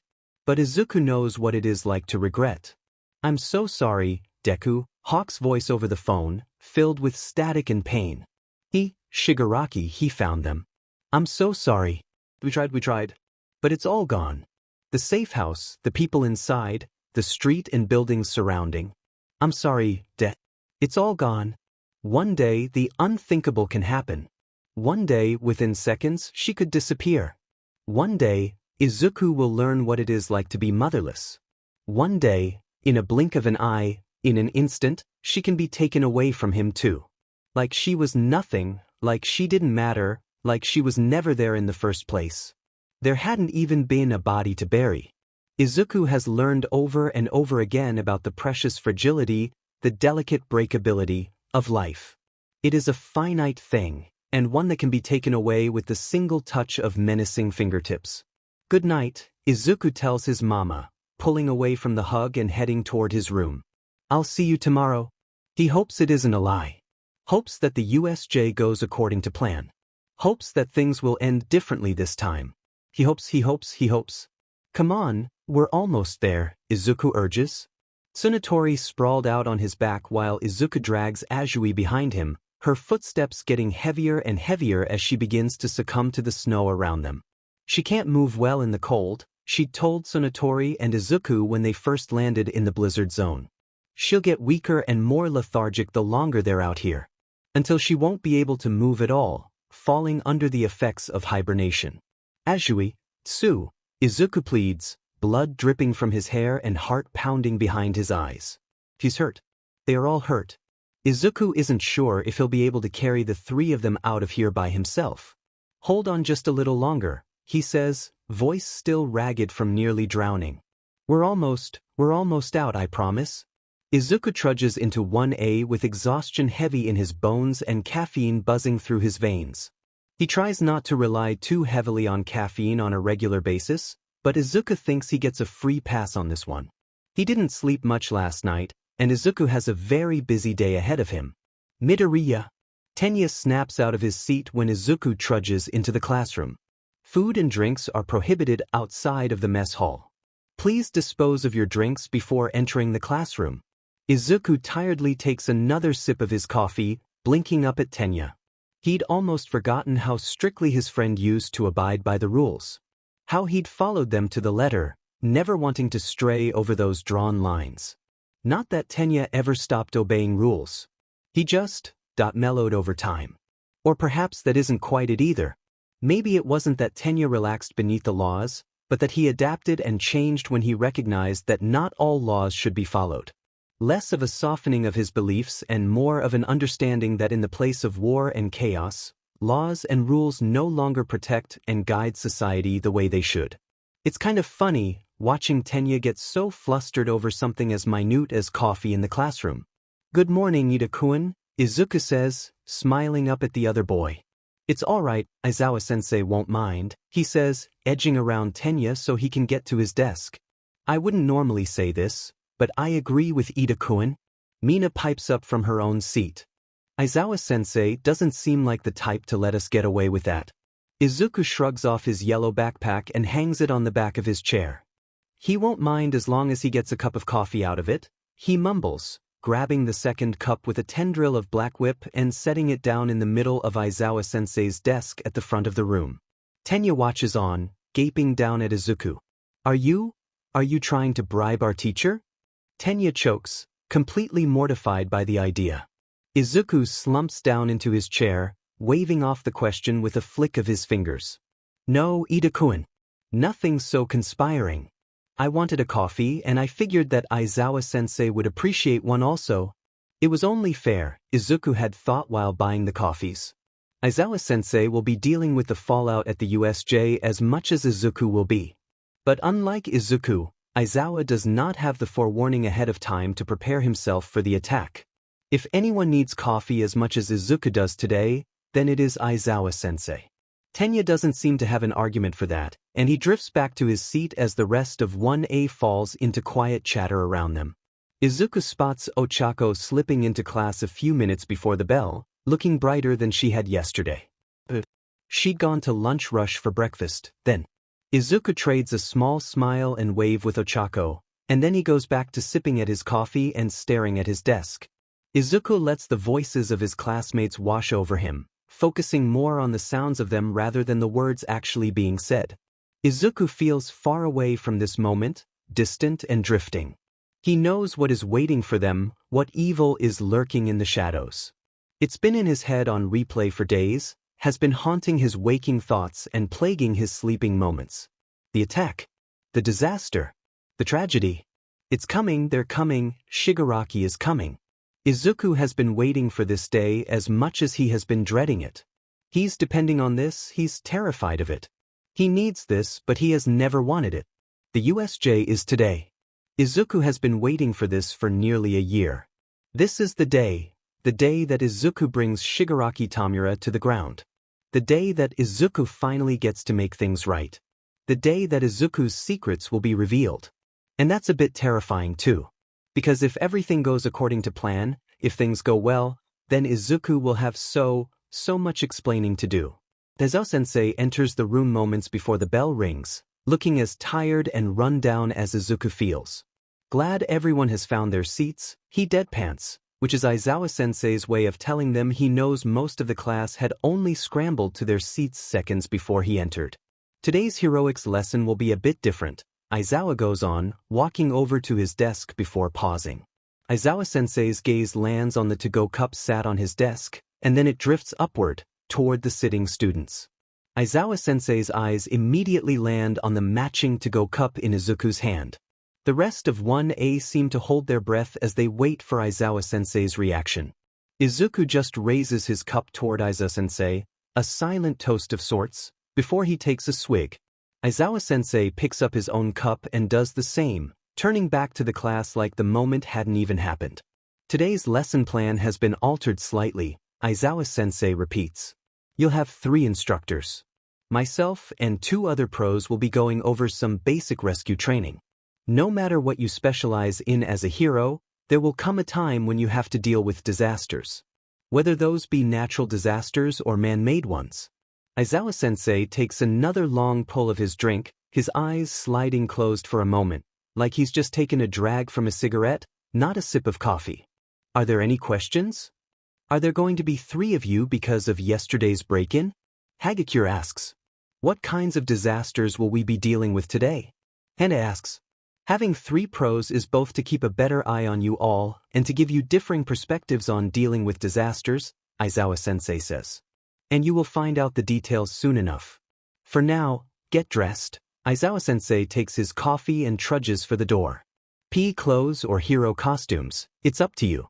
We'll be off campus for this one, gather at the bus lot. Everyone scrambles to their feet, grabbing their costumes and excitedly chattering about their rescue training. Izuku sucks down the last of his coffee and follows behind, grabbing his own suitcase. It's time. Tsunotori Pony's breaths are wrecked and fragile sounding, a horrible rasp coming straight from her lungs. She'd been in that bubble of water a lot longer than Izuku had. She'd nearly drowned before Azui was able to locate the villain responsible. A blast of warm air hits them when they finally exit the blizzard zone, and it only seems to make Izuku shiver harder. He stumbles, nearly losing his grip on Tsunotori in the process. They're both dripping wet and covered in sleet and ice. Izuku can hardly feel his fingers. He's sure Tsunotori's are the same. But it is Azui who Izuku is really worried about. Azui? He asks, turning toward her. I'm okay, she croaks. Getting warmer already. We need to find the others. We need to find Aizawa-sensei or 13-sensei. Izuku nods, looking out toward the entrance of the USJ, where they had been ambushed in the first place. He doesn't know what would be smarter, to hide this out or to look for help. They need medical attention, Tsunotori-chan most of all. But they're still under attack and Izuku doesn't know if anyone at UE has noticed anything amiss at all. How long? How long until someone notices? How long until they are rescued? How long until their luck runs out? Okay, Izuku shivers, looking toward Azui as fear and determination clench around his ribs. Here's the plan. The entire bus ride to the USJ, Izuku silently goes over his plan. If things go like they had the first time around, then the villains will warp in almost on top of them, surrounding the students before scattering them throughout the facility. Izuku may be able to stop that from happening this time if he's fast enough. He'll prioritize taking Kurogiri down, keeping the students in one place as well as eliminating Shigaraki's escape route.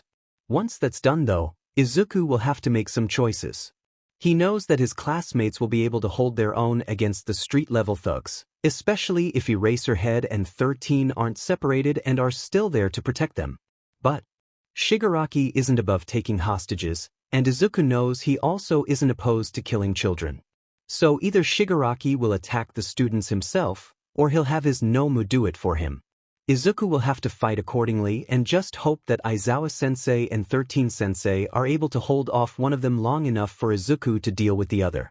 Izuku isn't going to have the luxury or time to get his classmates away from the fight, but he can at least protect them from the worst of it. Shigaraki isn't at his full power at this point in time. He'll be quick work once Izuku can get to him. It's the Nomu that Izuku will have to worry about. He'll need to lead it away from the rest of 1A so they aren't caught up in that fight or worse. Plan A is to go on the offensive, hit Kurogiri and Shigaraki before they can even see it coming. They think they have the element of surprise, but it is Izuku who truly holds that power. He needs to be smart and use that to his advantage. And if worse comes to worse, then Izuku will move on to Plan B. Go on the defensive, protect his classmates. Having to use certain quirks like Shelter or Siphon will drain Izuku's reserves faster. But if he has to choose between himself getting hurt in the fight or his classmates potentially dying, well, that isn't a choice at all. Izuku squeezes his hands into fists on his lap, hidden within the sanctuary of his hood and mask, where his teacher and classmates can't see him strategizing and agonizing and remembering. Everyone quiet down. Aizawa-sensei's voice jolts Izuku from his thoughts, like a rubber band snapping back into place. We're here. The rest of the bus quiets at Aizawa's chiding, and Izuku is left tense and thrumming with energy. He squeezes his hands together so tightly, he swears he feels the ache of past wounds and old injuries. But those are just phantom pains now. Izuku's hands are as unblemished and scar-free as the rest of him. The stories of broken bones and hard fights no longer written along his skin. He's a blank slate now, in everything but mind. The class piles off the bus and Izuku follows along on nothing more than autopilot. His feet numbly carrying him forward, his legs stiff and tense beneath him. The class follows the two pros into the USJ and Izuku makes sure to place himself toward the front, where he will be able to jump forward and intervene the fastest. He knows he'll have to take 13 and Aizawa-sensei into account. They both think he is an untrained student. Aizawa-sensei will probably try to apprehend Izuku before he can engage with the villains. He'll view Izuku as a reckless and idiotic child and act accordingly. Izuku will have to be quicker than all of them. He won't hesitate, because hesitation will get him killed, or worse, it will get others killed. The faster Izuku gets out of his teacher's reach, the better. Their focus needs to be on the rest of 1A, not Izuku. Neither of the pros know it, but Izuku is trusting them to defend the rest of the class, to keep them safe. If they can do that, if they can protect the children, then Izuku can focus on the rest, on what needs to be done. Izuku doesn't hear 13's speech, their voice fading to the background as Izuku stands stiff and still, waiting for danger sense to go off, for a swirling portal of vapors to open up right in front of them. His eyes scanning for any sort of movement, for any change at all. Izuku's heart is pounding, his brain filled with static. He's ready. He's ready. He's so incredibly ready. Izuku-kun? Ochako's voice whispers from Izuku's left. Are you alright? You seem kind of tense. Izuku makes a valiant effort to lower his shoulders, to unclench his fists and jaw, to relax his posture as much as he possibly can. He had almost forgotten how perceptive Ochako is. He's a little surprised that she's already able to read him so well. But well, Ochako has always been amazing. I'm fine, Izuku whispers back, injecting a lightness into his tone that he does not feel. Just lost in thought. Ochako gives him a nod, but Izuku can tell she doesn't fully believe him. But without knowing what is wrong, and without being able to see Izuku's face, she doesn't have much room to push. 13 finishes off explaining their quirk and the dangers that are involved, and the class is as awestruck as they'd been the first time, all murmuring excitedly, ready for today's rescue training.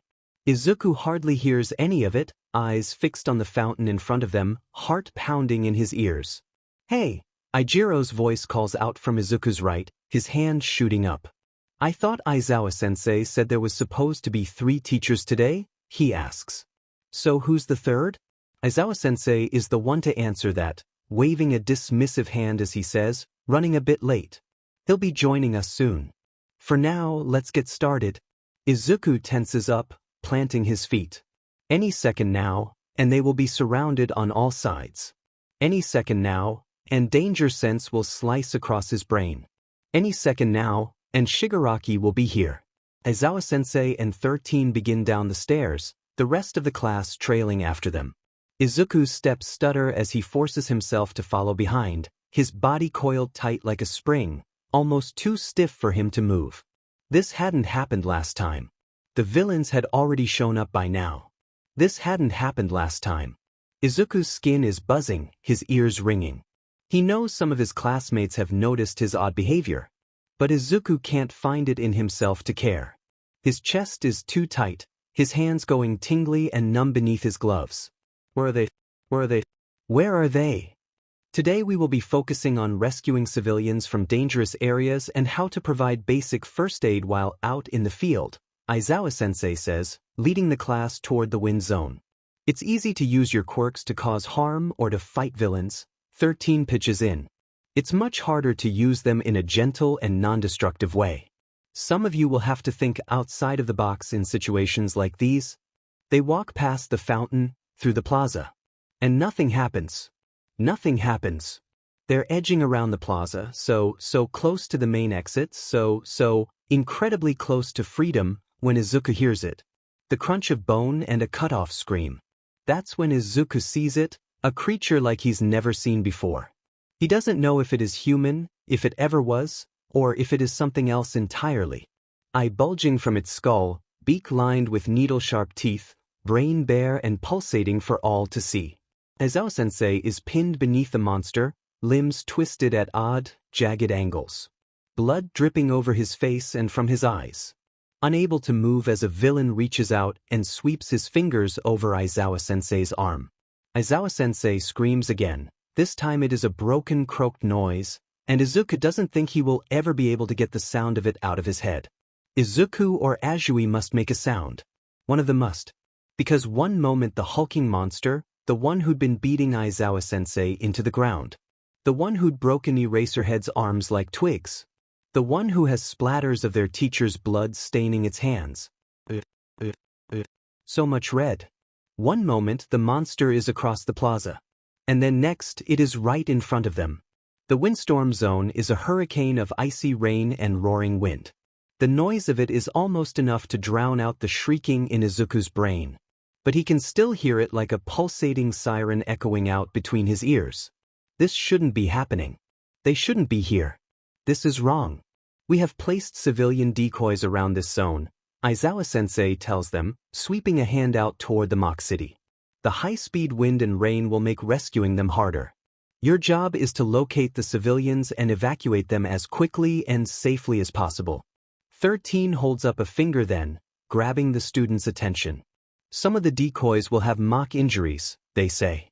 So you'll need to assess whether or not to move them, and if so, how to do so without injuring them further. Denki's hand shoots up. How will we know if they're injured? I mean, they're gonna be test dummies or robots, right? He asks. How are we supposed to know if they're safe to move or not? Izuku hears the dull drone of Aizawa's voice in the background, answering Denki's question. But the roar in his head has mixed with the roar of the storm, and Izuku can't make out what's being said. His mouth has gone unbearably dry, every inhale clicking in his throat, and every exhale whistling from his lips. Izuku feels lightheaded, dizzy, breathless. Like all of the air has been stolen away to be used in the artificial storm raging all around them. Like there is no air left at all. Izuku drops Tsunatori to the ground as softly as he can manage, jumping in front of her and Azui to shield them away from the monster towering over them. Izuku calls one for all to him, and it answers.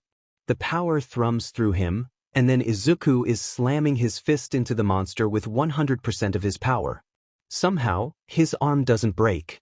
Izuku is left reeling and shocked for one startling moment, looking down at his unaffected arm in surprise.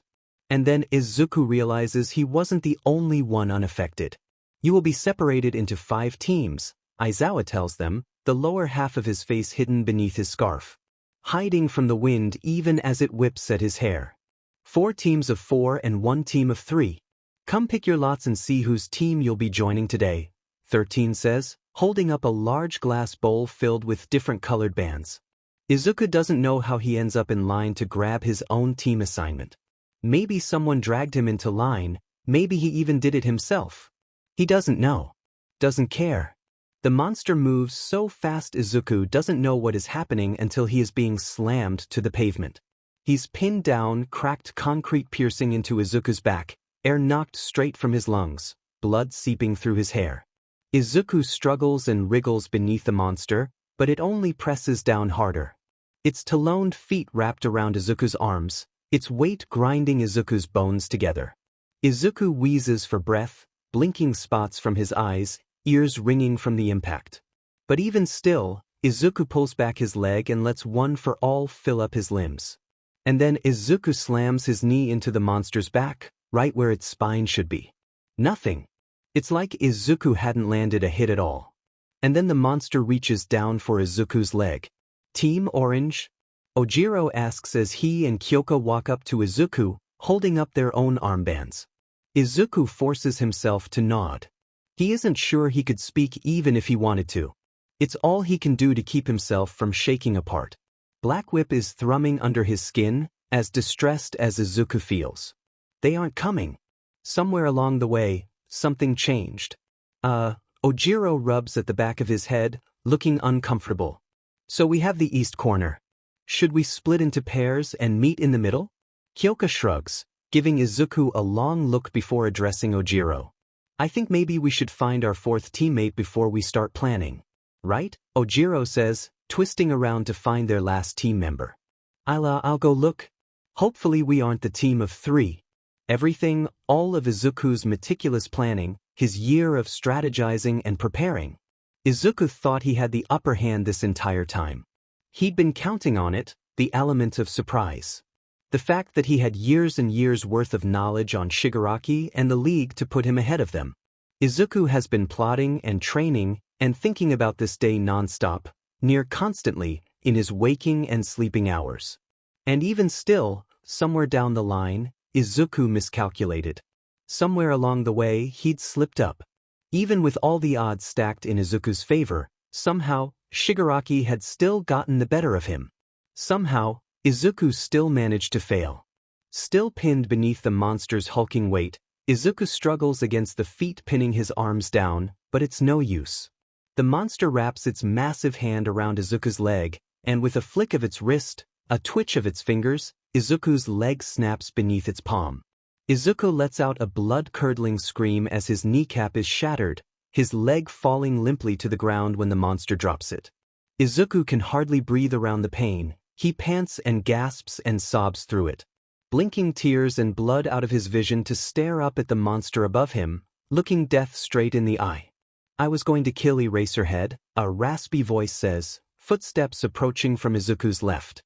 But this will be better, a man purrs, a lone red eye peering at Izuku through the severed hand obscuring his face. What a blow this will be, the villain murmurs, almost a whisper in Izuku's ear. He reaches out to Izuku's tear-streaked face, fingers splayed out toward Izuku, failing to protect the children.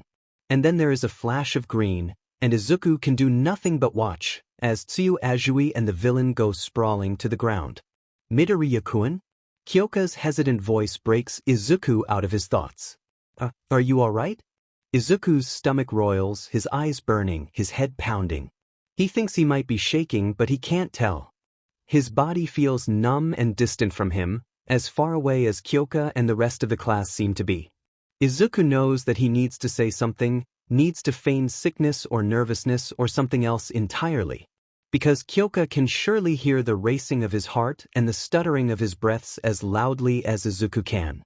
Here we are, Ojiro's voice breaks in before Izuku has to answer. Looks like Todoroki-kun is our fourth, he says, Shoto trailing behind him. Their approach saves Izuku from having to come up with an excuse. But he doesn't miss the way that Kyoka continues to glance at him, concern and worry pinching at the contours of her face. Izuku stares straight ahead and pretends not to notice. Tsuyu rolls to her feet, trying to dodge under the outstretched fingers coming for her face. But she is still lethargic and slow from being in the blizzard zone for so long. If she was in her normal state, if she wasn't already hurt, if this was any other time but this one, she would have gotten away. But it is not any other time, this is now. And Izuku can do nothing but watch, helpless and gasping for air, still pinned beneath the creature above him, leg broken and still bleeding. As the villain's hand comes up to cup around Tsu's cheek, one deceptively gentle touch, a deadly caress of pale fingers. Azuiteu's frightened expression is frozen in place on her face. That wide-eyed terror that had overtaken her features when she understood what was going to happen. When she realized she was about to die. Tsu's horror-filled face is there one moment, and then it's crumbling to ash the next. Now, Aizawa-sensei calls, clapping his hands together to get everyone's attention. Let's begin. You will have approximately 25 minutes to... Hello, everyone. I am here, a gut-wrenchingly familiar voice calls out from behind them all. I apologize for my tardiness. But I had some urgent matters to attend to. All Might. Oh my God. I didn't know All Might was going to be here. This is so cool.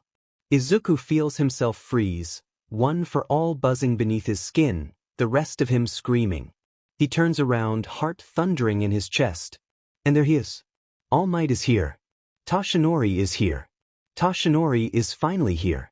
Izuku watches in petrified horror as Tsu's body begins to crack open, as her face caves in on itself and turns to dust, as she disintegrates right in front of him. The villain laughs and laughs and laughs, and Izuku can't take his eyes off of the place Azui's body should be. There's a reverberating bang of sound throughout the USJ, a familiar voice calling out to them. And then the monster is being ripped off of Izuku, and All Might is protectively standing over him. All Might is here. All Might is finally here. But it's already too late. Azui is gone. She's gone.